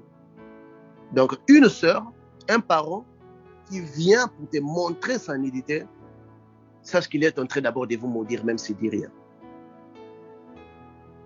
Et pire encore s'il a eu les rapports sexuels. Pire encore s'il a eu les rapports sexuels. Mais, et si c'est une personne tierce? C'est-à-dire dans le cadre, ok, allons, soyons concrets, dans le cadre d'une fornication avec quelqu'un qui n'a rien à voir avec notre famille, quelqu'un qu'on draguait, avec lequel on voulait avoir une relation, etc. Vous avez dit tout à l'heure que si on veut voir la nudité d'une femme, il faut avoir un compromis avec elle. Expliquez, s'il vous plaît. Oui, parce que la nudité, c'est un endettement. Pour beaucoup d'hommes, ils ont pensé qu'ils peuvent prendre les femmes, coucher avec eux et puis briser leur cœur sans être endettés. Si vous regardez dans les livres de la Bible, vous voyez les hommes, par exemple Judas, quand il était parti chez une prostituée, il avait payé. Parce qu'il n'avait pas de compromis. Parce qu'en fin de compte, pour se rendre compte, il n'avait pas de quoi payer. Il lui a laissé son habit. Oui. Il pouvait dire qu'écoute, petite, moi je n'ai rien à te payer là, quitte là, n'importe quoi. Il pouvait s'en aller comme ça. Mais il avait donné une gage. Pour dire quoi? Toutefois que nous déshabillons une femme, nous avons vu son secret. Nous nous exposons à son secret. Toi qui étais dans la magie, pourquoi est-ce que les gens deviennent fous? Parce que nous avons dévoilé un secret. Quand vous avez vu son secret, mais pour que la femme arrive à vous montrer son secret, il y avait des paroles que vous lui avez dit. Écoute, tu es belle, j'aimerais que tu sois ma femme. Séduit par ces paroles-là, la femme se déshabille, il te laisse avoir à contempler ses parties les plus intimes. Oui, mais professeur, elle aussi, elle contemple vos parties. Oui, elle contemple. Mais qui se met en gage entre l'homme et la femme? Qui promet plus? Parce que acheter le sexe, ça dit que c'est là où les gens sont confus un peu avec les mondes spirituels. On peut acheter le sexe d'une femme avec l'argent ou avec des mots. Vous avez, et elle vous a cédé. Parce que vous avez demandé. Elle aussi, d'une façon, elle voit. Qui viole? Parce que dans les mondes spirituels, c'est celui qui viole en premier qui est en tort. C'est toujours comme ça. Celui qui viole en premier est en tort. Celui qui viole en premier, c'est celui-là qui est en tort. En fait de compte, cette nudité-là que vous voyez, c'est sur base des engagements donnés. Si vous respectez, celui qui ne respecte pas les engagements donnés, vous savez, aujourd'hui, si vous demandez même les plus grands magiciens, il va vous dire que pour détruire la vie d'une femme prostituée, c'est difficile. C'est très difficile même magiquement. Pourquoi? Parce qu'elle avait été honnête dès le tout début. Elle avait dit qu'elle vendait son sexe. Toi, tu ne vas jamais maudire une femme prostituée parce que tu as couché avec elle et que tu lui avais donné de l'argent. Cet argent-là, c'est son argent. Ça ne marche pas. Donc, les gens avec qui nous ne sommes pas des membres des familles, ça peut un peu être minimisable dans ces cas où, bon, ça n'a pas marché. La femme, elle a la compréhension, dit que ça n'a pas marché. Je n'ai pas pu charger des mots après. Job dit, j'avais fait un vœu de ne pas voir la nudité, avec mes yeux de ne pas voir une femme vierge. Donc, Job tenait à cœur le vœu avec ses yeux de voir. Mais ce vœu-là constitue quoi? Mais quand nous nous endettons, moi je vous dis qu'il y a des gens que moi j'ai vu, leur problème, c'était justement qu'ils avaient blessé une personne qu'ils ne devaient pas blesser. Oui. Et cette femme-là pleure, c'est toute sa vie. Des femmes qui ne sont pas nos parents proches, et le monde que nous avons aujourd'hui, vous savez que ce monde-là est parti, je ne sais pas, à la merde, depuis que nous, les hommes et les femmes, nous ne prenons pas les engagements au sérieux. Dans le passé, où l'homme, pour être avec une femme, il les prenait soit étant comme sa concubine, soit étant comme étant sa femme, il y avait moins de ces problèmes-là. Professeur, je veux approfondir un peu cette question sur un aspect. Dans la perception spirituelle, dans le rêve, quand quelqu'un voit une femme nue devant lui, dans le rêve, peu importe si c'est une entité, c'est une sirène, c'est une sorcière, premièrement, il voit la personne nue. Et son appétit sexuel, son exposition sexuelle fait qu'ensuite il va vers cette femme pour avoir des relations dans le rêve. Qu'est-ce que ça donne? Qu'est-ce que ça implique en termes Parce que ça commence par la nudité. Ça Oui. implique la même chose que dans le réel, mais de quelqu'un qu'on ne connaît pas. Bon, dans les sexes la nuit, avec des entités, que ce soit des incubes ou des succubes ou des sorciers, d'abord, un sorcier qui vient t'abuser sexuellement, c'est un membre de ta famille.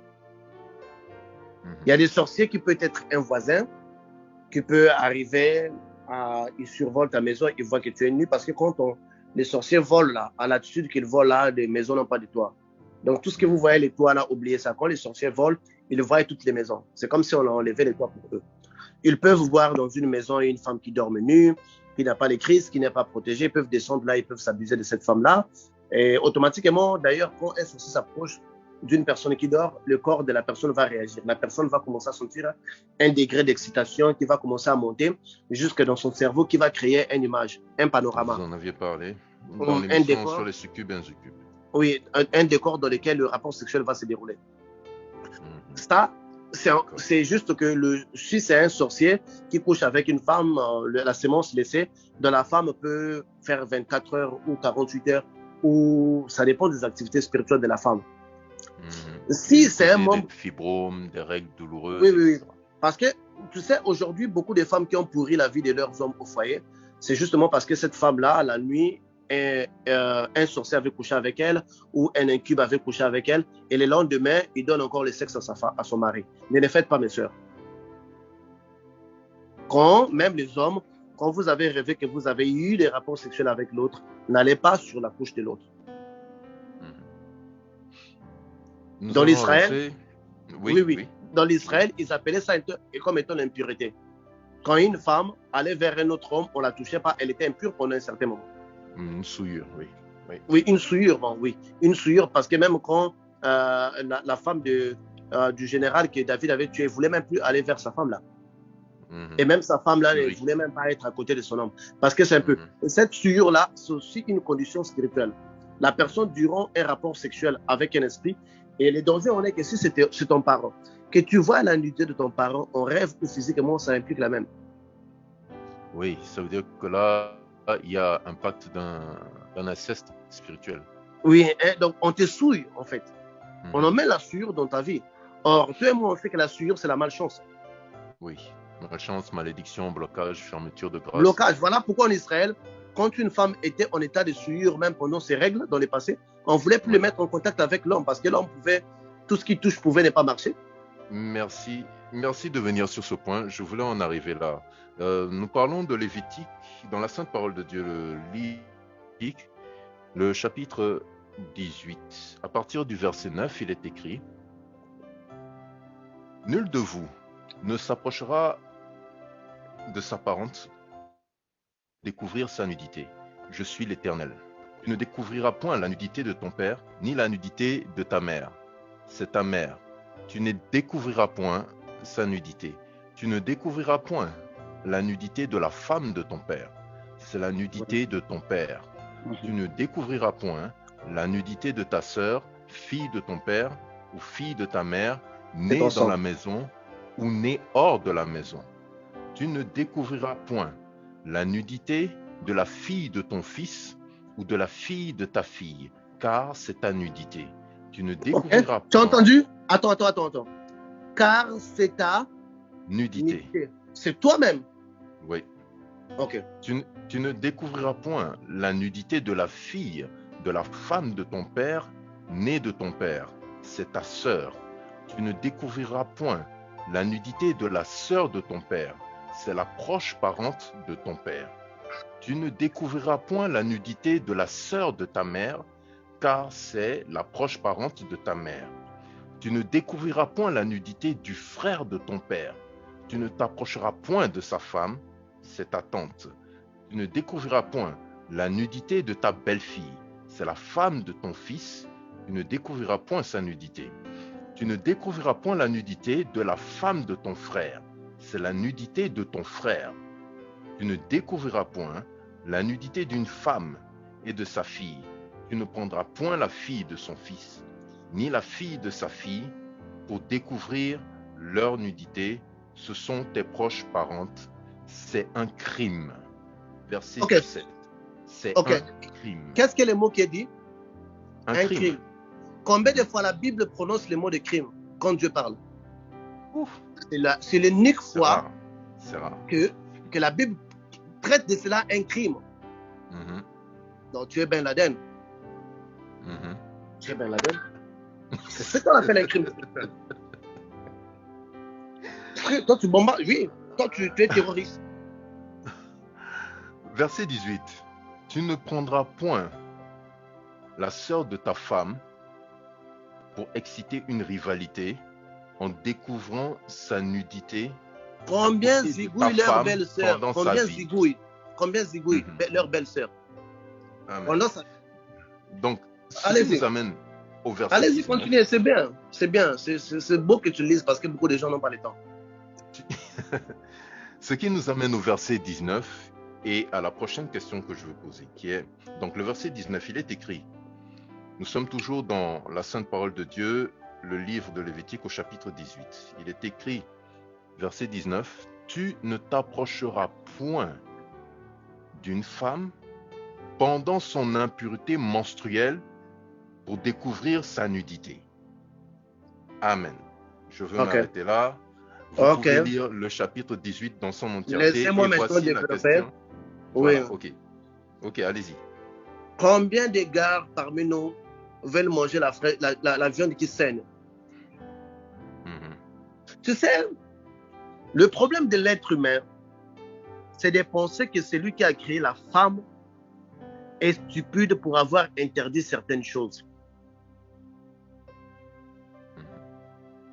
C'est-à-dire que les gens ont tellement minimisé l'impact spirituel des choses qu'après, ils se disent pourquoi est-ce que mes choses qui marchaient ne marchent pas. Celui qui les a créés, ce n'est pas par méchanceté qui dit que bon, la femme va avoir ses menstruations pendant 5 jours, laisse que ça passe. Et puis va vers elle. Ce n'est pas par méchanceté. Mais c'est juste pour nous protéger contre certaines énergies.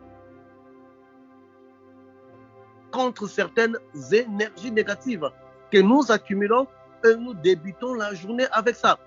Tu sais, si tu vas vers beaucoup de gens qui vont vers des prostituées, on constate avec un certain temps, ils ont la malchance. Parce que les prostituées, ce sont des gens qui ne mettent pas de stop à ça. Mais justement, le chapitre, le verset 20, il est écrit, tu n'auras point commerce avec la femme de ton prochain pour te souiller avec elle. C'est comment dire, la prostitution, enfin aller vers la prostituée n'est que l'extension de cette interdiction-là. Oui, mais parce que, tu sais, la Bible, quand la Bible parle de la prostituée, on se réfère à celui qui fait le commerce de sexe, d'ailleurs, comme il est l'habitude aujourd'hui, ou à celui qui se multiplie avec plusieurs partenaires. Quand Dieu traitait Israël, il s'est dit que tu te prostitues avec n'importe quel arbre, n'importe quelle forêt. Parce que tu l'adores, parce que tu vas en intimité. Donc, pour ne pas être embrouillé, les gens qui vont nous écouter, à la longue, ils vont dire qu'on est en train de beaucoup les imposer. Mais... Imposer? Oui, mais oui, ils vont penser qu'on est en train de beaucoup les imposer parce que nous-mêmes, on était déjà passés par là, on était des oncles, machin, machin. Oui, mais pour dire que la nudité d'un parent proche à toi, la Bible, quand le frère Patrick a lu, n'a pas dit que tu l'as vu en blaguant, tu l'as vu sous la douche, non. Peu importe les formes que tu l'as vu, que tu la vois sèche ou, je ne sais pas, brisée ou quoi, c'est toute la nudité. C'est sujetti à te considérer comme étant un criminel. Dès maintenant, regardons-nous en face. Combien de criminels on a ici sur cette réunion? Mais professeur, bon, avant même d'en arriver là, moi j'ai un souci. Je veux soulever un point. Dans ce passage, à partir du verset 9 jusqu'au verset 18, il y a un point flagrant qui est soulevé. Et le point est le suivant. Qu'en est-il des fantasmes au regard de ce passage? Apparemment, les fantasmes aussi nous mettent dans un problème. Mais Jésus est clair sur ces points. Jésus dit que celui qui regarde une femme pour combattre a déjà commis l'adultère. Oh là là. Avec cette femme en pensée. Et bizarrement, il y a des jeunes garçons, lui-même, il a 15 ans, mais il a déjà regardé plus de 3000 films de porno, donc il a déjà vu 3000 nudités. Il commence la vie avec ça. Exact. Il commence la vie avec 3000 nudités. Mais sa vie sera aussi nue. Il démarre mal la vie. C'est-à-dire qu'il y a des choses. Le problème avec le diable est resté avec Dieu. Le diable connaît l'impact des corps. Le diable, bon, écoute, celui-là, je n'arrive pas à le voir à se prostituer avec des hommes ou avec d'autres femmes, mais je veux quand même lui donner l'accès au film porno. Et c'est suffisant. C'est suffisant. Mais tu sais qu'il y a des malédictions qui fait dans le sens qu'un endroit que le sorcier, par exemple, veut le maudire. Tu sais que le simple fait que quelqu'un vienne se masturber dans ton endroit, c'est déjà une malédiction que cette personne apporte à cet endroit. Il y a une forme de la sorcellerie qui consiste à aller se masturber dans des endroits. Toi, tu connais cette sorcellerie-là? Bien sûr. Aller se masturber, il y a une autre forme de sorcellerie qui consiste à aller chier partout. C'est aussi une forme de sorcellerie. Il y a une autre forme de sorcellerie qui consiste à uriner dans la rue. La personne qui va pétiner ces urines-là commence à avoir des problèmes. D'où ne pas marcher dans les ablutions des musulmans, n'importe comment. Mais c'est tout ça d'ailleurs, même les musulmans le disent, il ne faut pas marcher dans leur machin. Donc, il y a des choses qu'on ne fait pas attention et ça commence à nous coûter. Voilà pourquoi, avant d'emmener un jugement contre Dieu, que Dieu, tu ne fais pas ça pour moi, ayons quand même la gentillesse de poser la question, qu'est-ce que j'avais fait dont je ne connais pas qui peut encore avoir des impacts sur moi? Pour être un criminel spirituel, ne veut pas dire que tu étais allé guetter tes parents. Même en les voyant d'une manière qui n'est pas bonne, automatiquement, il faut demander pardon à Dieu. Si surtout tu es allé un peu plus loin, dans les rapports sexuels, c'est encore un peu plus pire. Donc ne blaguons pas avec ça. Ça, c'est une forme de dire que y a des choses qu'on ne peut pas voir. Dans cette vie, dans cette terre, Dieu a fait des choses qu'on ne doit pas voir. Dieu ne permet même pas à ses enfants de voir sa propre intimité dans les degrés supérieurs où tu vois Dieu et vivre. Tu dois mourir. On ne sait pas ceux-là qui voient Dieu là, qu'est-ce qu'ils voient au juste, est-ce qu'ils les voient habillés ou pas, on ne sait pas parce que tous ils sont morts.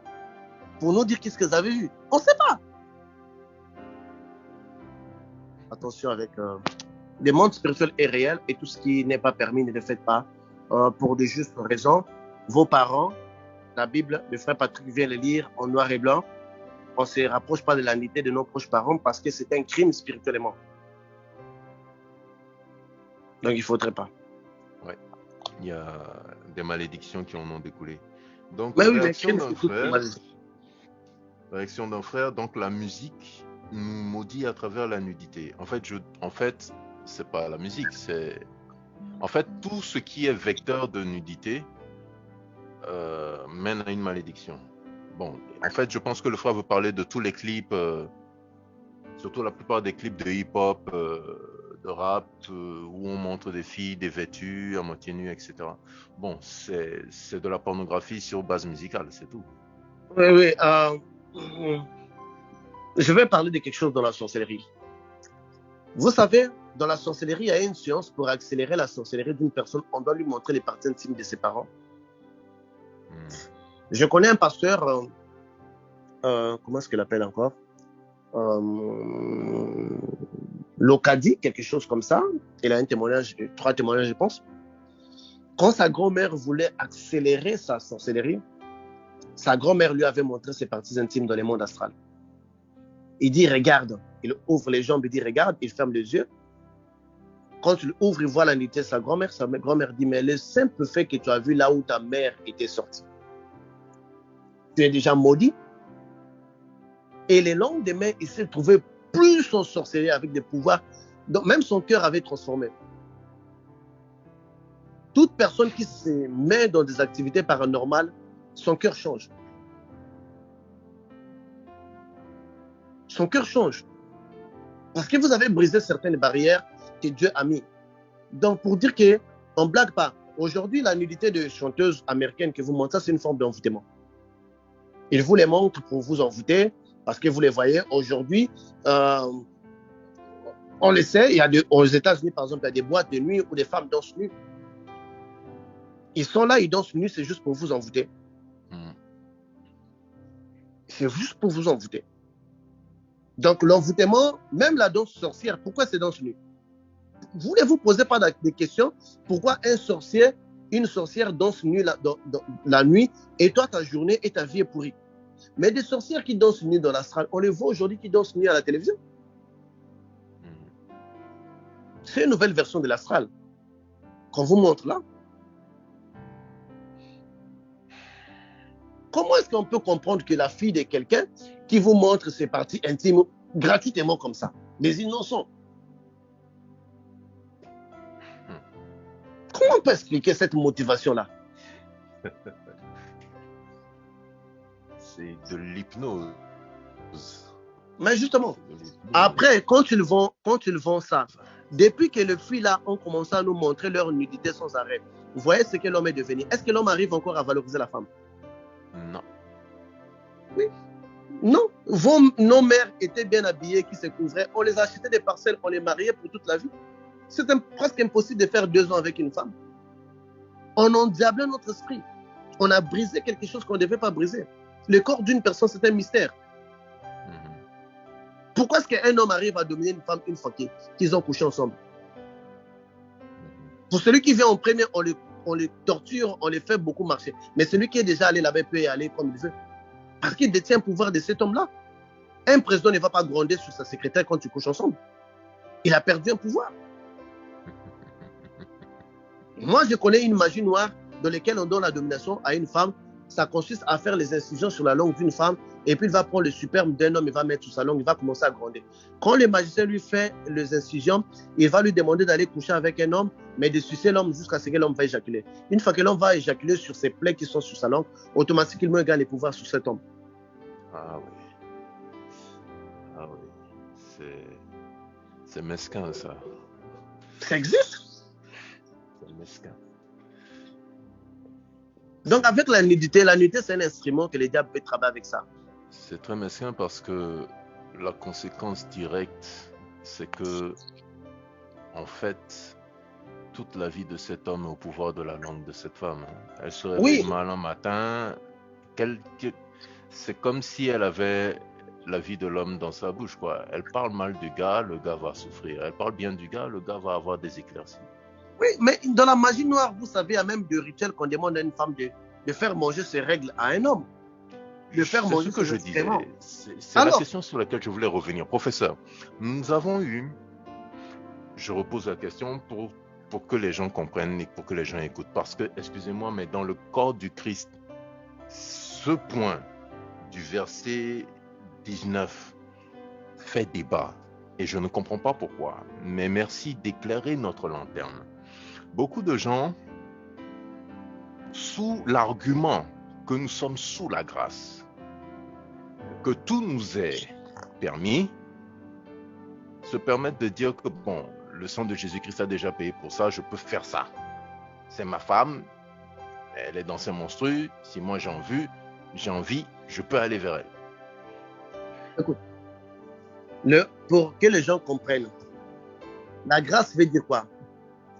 La grâce veut dire dépend de Dieu, s'il veut, il fait, s'il veut, il ne veut pas. C'est ça la grâce. La grâce veut dire quoi? Dépend de Dieu. La grâce veut dire quoi?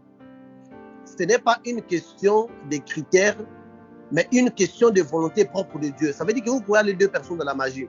Dieu dit que moi je vais délivrer celui-là, je ne veux pas le délivrer. La grâce n'est pas un facteur unique qui couvre toutes les personnes. Ça veut dire que la grâce couvre tous les criminels. Ça n'existe pas. Une grâce peut couvrir ces criminels, mais il ne couvre pas l'autre criminel. Donc, même dans la grâce, il y a des critères pour lesquels la personne doit répondre pour obtenir une certaine grâce vis-à-vis de Dieu.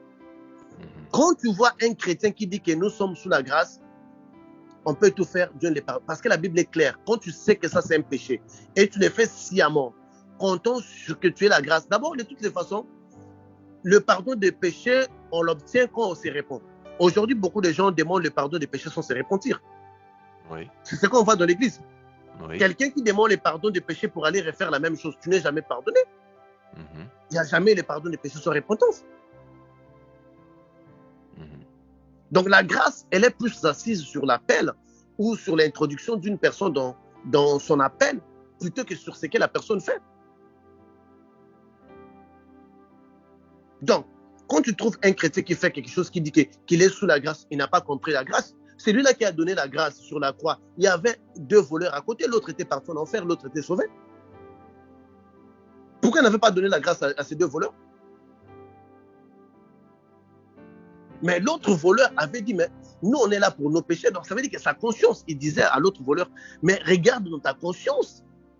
Tu es ici pour ce que toi, tu as fait, mais cet homme n'a rien fait. Donc, ça veut dire que quand ta conscience te dit que ce n'est pas bien, tu n'obtiens même pas aussi la grâce non plus. Non, mais justement, eux, ils se disent que bon, Ils sont mal enseignés. Ils sont enseignés envers des gens que eux-mêmes, ils savent qu'ils ont une vie compromise. Voilà. C'est clair pourquoi Jésus n'avait pas fait grâce à ces 2 voleurs-là. Pourquoi Jésus n'avait pas fait grâce à Ananias et Saphira. C'était une église nouvelle, et cet esprit venait de descendre. On pouvait dire, bon, c'est leur argent. Ils ont voulu cacher leur argent. Mais ils sont morts. Où est cette grâce-là? Donc, on comprend mal la grâce. La grâce est une probabilité. Tu ne peux pas t'inclure dans la grâce. Tu ne peux pas dire, moi, si je vais voler, j'ai la grâce. Non. Est-ce que c'est toi qui décides la grâce? C'est la volonté. C'est justement ça. C'est-à-dire que pour eux, la grâce est devenue une permission de pécher. Mais c'est là où on ne comprend pas les choses. On dit une grâce, ça veut dire que tu ne peux pas toi-même t'inclure. Personne de nous, quand nous sommes allés dans la magie, on savait qu'on était la grâce. On s'était étonné de dire, ah, donc finalement, moi aussi, j'avais la grâce. On était tous étonnés. Qui l'avait additionné dans ces programmes? Personne. De nous-mêmes, personne, en tout cas. Parce que, en fait, la grâce, même la grâce ne répare pas la faute des erreurs. Tu peux aller vers une personne qui a le sida parce que tu es sous la grâce. Tu vas demander les pardons. Est-ce que la grâce enlève les conséquences? Ah. Tu voles, on te coupe la main, tu demandes pardon. Par la grâce de Dieu, il te donne pardon. Est-ce que la grâce de Dieu va faire pousser ta main? Au-delà de la grâce, nous avons des conséquences que nous sommes en train de vivre aujourd'hui, qui nous pourrissent la vie. Sous la grâce ne veut rien dire. Voilà pourquoi Paul dit on est toujours sous la course. Mais la Bible est claire, il dit qu'il y a des gens que leur nom serait effacé des livres de la vie. Mais si la grâce était tout, pourquoi Jésus va effacer les noms de certaines personnes? Ça veut dire qu'il y a, parce que pour avoir les noms dans les livres de vie, il faut être choisi. Mais à cause de ce que tu fais, on efface ton nom. C'est ça. Et ça, on doit être conscient de ça. Si tu vois un chrétien qui dit que je vais faire parce qu'on est sous la grâce, d'ailleurs, il n'est pas pardonné lui-même. C'est ça l'église que nous sommes en train de vivre aujourd'hui. Un chrétien qui commet les mêmes péchés le matin et qui vient demander pardon, il pense qu'il est pardonné. Sans la repentance, aucun pardon n'est obtenu. La grâce, dans beaucoup de vies des chrétiens, c'est juste un appel. Les restes, c'est à toi de les corriger. Ok. Au regard de tout ceci, par rapport au progrès spirituel, vous avez parlé des chrétiens qui engagent des mercenaires spirituels pour prier pour eux, etc. Finalement, de façon concrète, quelle est la part du pasteur? Quel est le travail du pasteur? Et quel est le travail que le chrétien doit faire? Quelle est la part du pasteur en fait? La part du pasteur, en premier, c'est d'orienter les chrétiens. Deuxième, c'est de les soutenir. Mais jamais remplacer le chrétien. Un pasteur peut vous soutenir dans les prières, mais jamais il va vous remplacer. Quand un berger met les herbes, ou je ne sais pas comment on appelle ça pour les moutons ou quoi, c'est eux-mêmes qui doivent manger, mais il fait au moins un effort d'apporter la nourriture pour eux. La responsabilité d'un pasteur, c'est d'appuyer ce que le chrétien fait déjà. Ce qu'il fait déjà, c'est sur ça que toi tu vas l'appuyer. Et la responsabilité d'un chrétien, c'est de savoir que lorsqu'il est sous l'orientation d'une personne, il doit faire que cette personne-là ne murmure pas. Parce que quand la Bible est claire sur ce point-là, quand c'est lui qui t'encadre se met à murmurer sur toi, ça n'a aucun avantage dans ta vie. Ça n'a aucun avantage dans ta vie. Donc, celui qui prie, le pasteur ne remplace pas un chrétien. Il apporte ce que les chrétiens ont. Tu ne peux pas prier pour un chrétien qui tombe dans les péchés. Tu dois l'aider avec la Bible à remonter, à surmonter les péchés. Amen. Donc ça, si longtemps que nous, on ne sait pas le faire, sachez-le que on ne s'aide pas et on n'aide pas les autres. Donc, on ne remplace pas les chrétiens. Un chrétien doit apprendre à plier ses genoux. Toutes les personnes à qui Jésus-Christ a donné un miracle, ce sont des personnes qui étaient venues vers Jésus. Jésus n'allait pas porte à porte pour donner les miracles.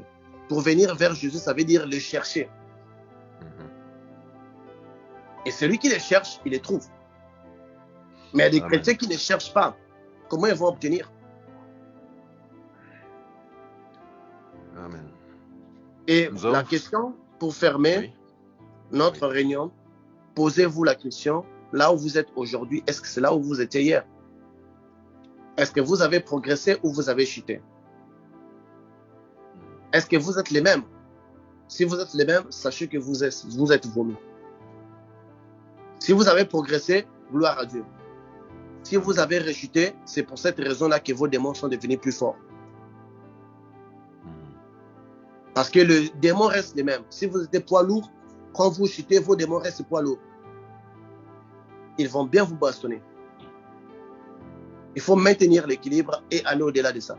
Posez-vous la question, est-ce que votre vie chrétienne est bonne avant de dire que vous n'obtenez pas vite votre délivrance? Est-ce que votre vie chrétienne est bonne? Êtes-vous toujours dans la masturbation? Ou non? Des beaux garçons, des jolies filles qui sont des guitaristes. Toute la nuit. Arrêtons ça. On n'est pas des vieux, on joue pas au violon. Respectons nos corps. Tu demandes à un Dieu de te donner un mari, mais toi-même, tu as déjà tes doigts qui remplacent la place de ton mari. Arrêtons ça. Dieu ne donne qu'à ceux qui sont carents. Ceux qui ne sont pas carents, Dieu ne leur donne pas. Tu demandes à Dieu de te donner les maris. Combien de sexes en plastique que tu es dans ta chambre? Tu as de toutes les couleurs, même la couleur verte. Je ne savais même pas que les extraterrestres étaient intéressants. En vert, je ne sais même pas. Voilà pourquoi les démons verts viennent vers vous, parce que vous choisissez plus de couleurs. Sexe mi-temps. Et on va vous voir dans la rue là une belle femme, alors que dans la maison c'est une douzaine. N'importe quoi. Que Dieu vous bénisse.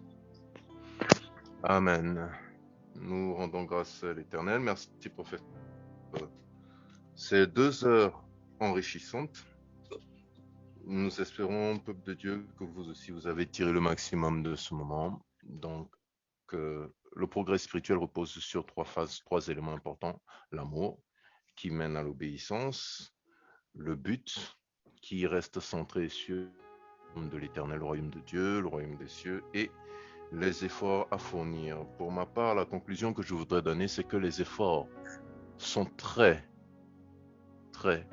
importants. Les efforts doivent être consistants, les efforts doivent être constants, de façon à ce que vous puissiez plus fort. Parce que le Seigneur le dit, il dit, résistez au diable et il fuira pas l'un de vous.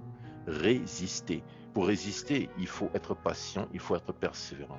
Patience, persévérance. Patience, persévérance. Que ces 2 choses soient votre part à partir de ce soir. Au nom de Jésus-Christ de Nazareth. Et que l'Éternel vous bénisse et vous garde.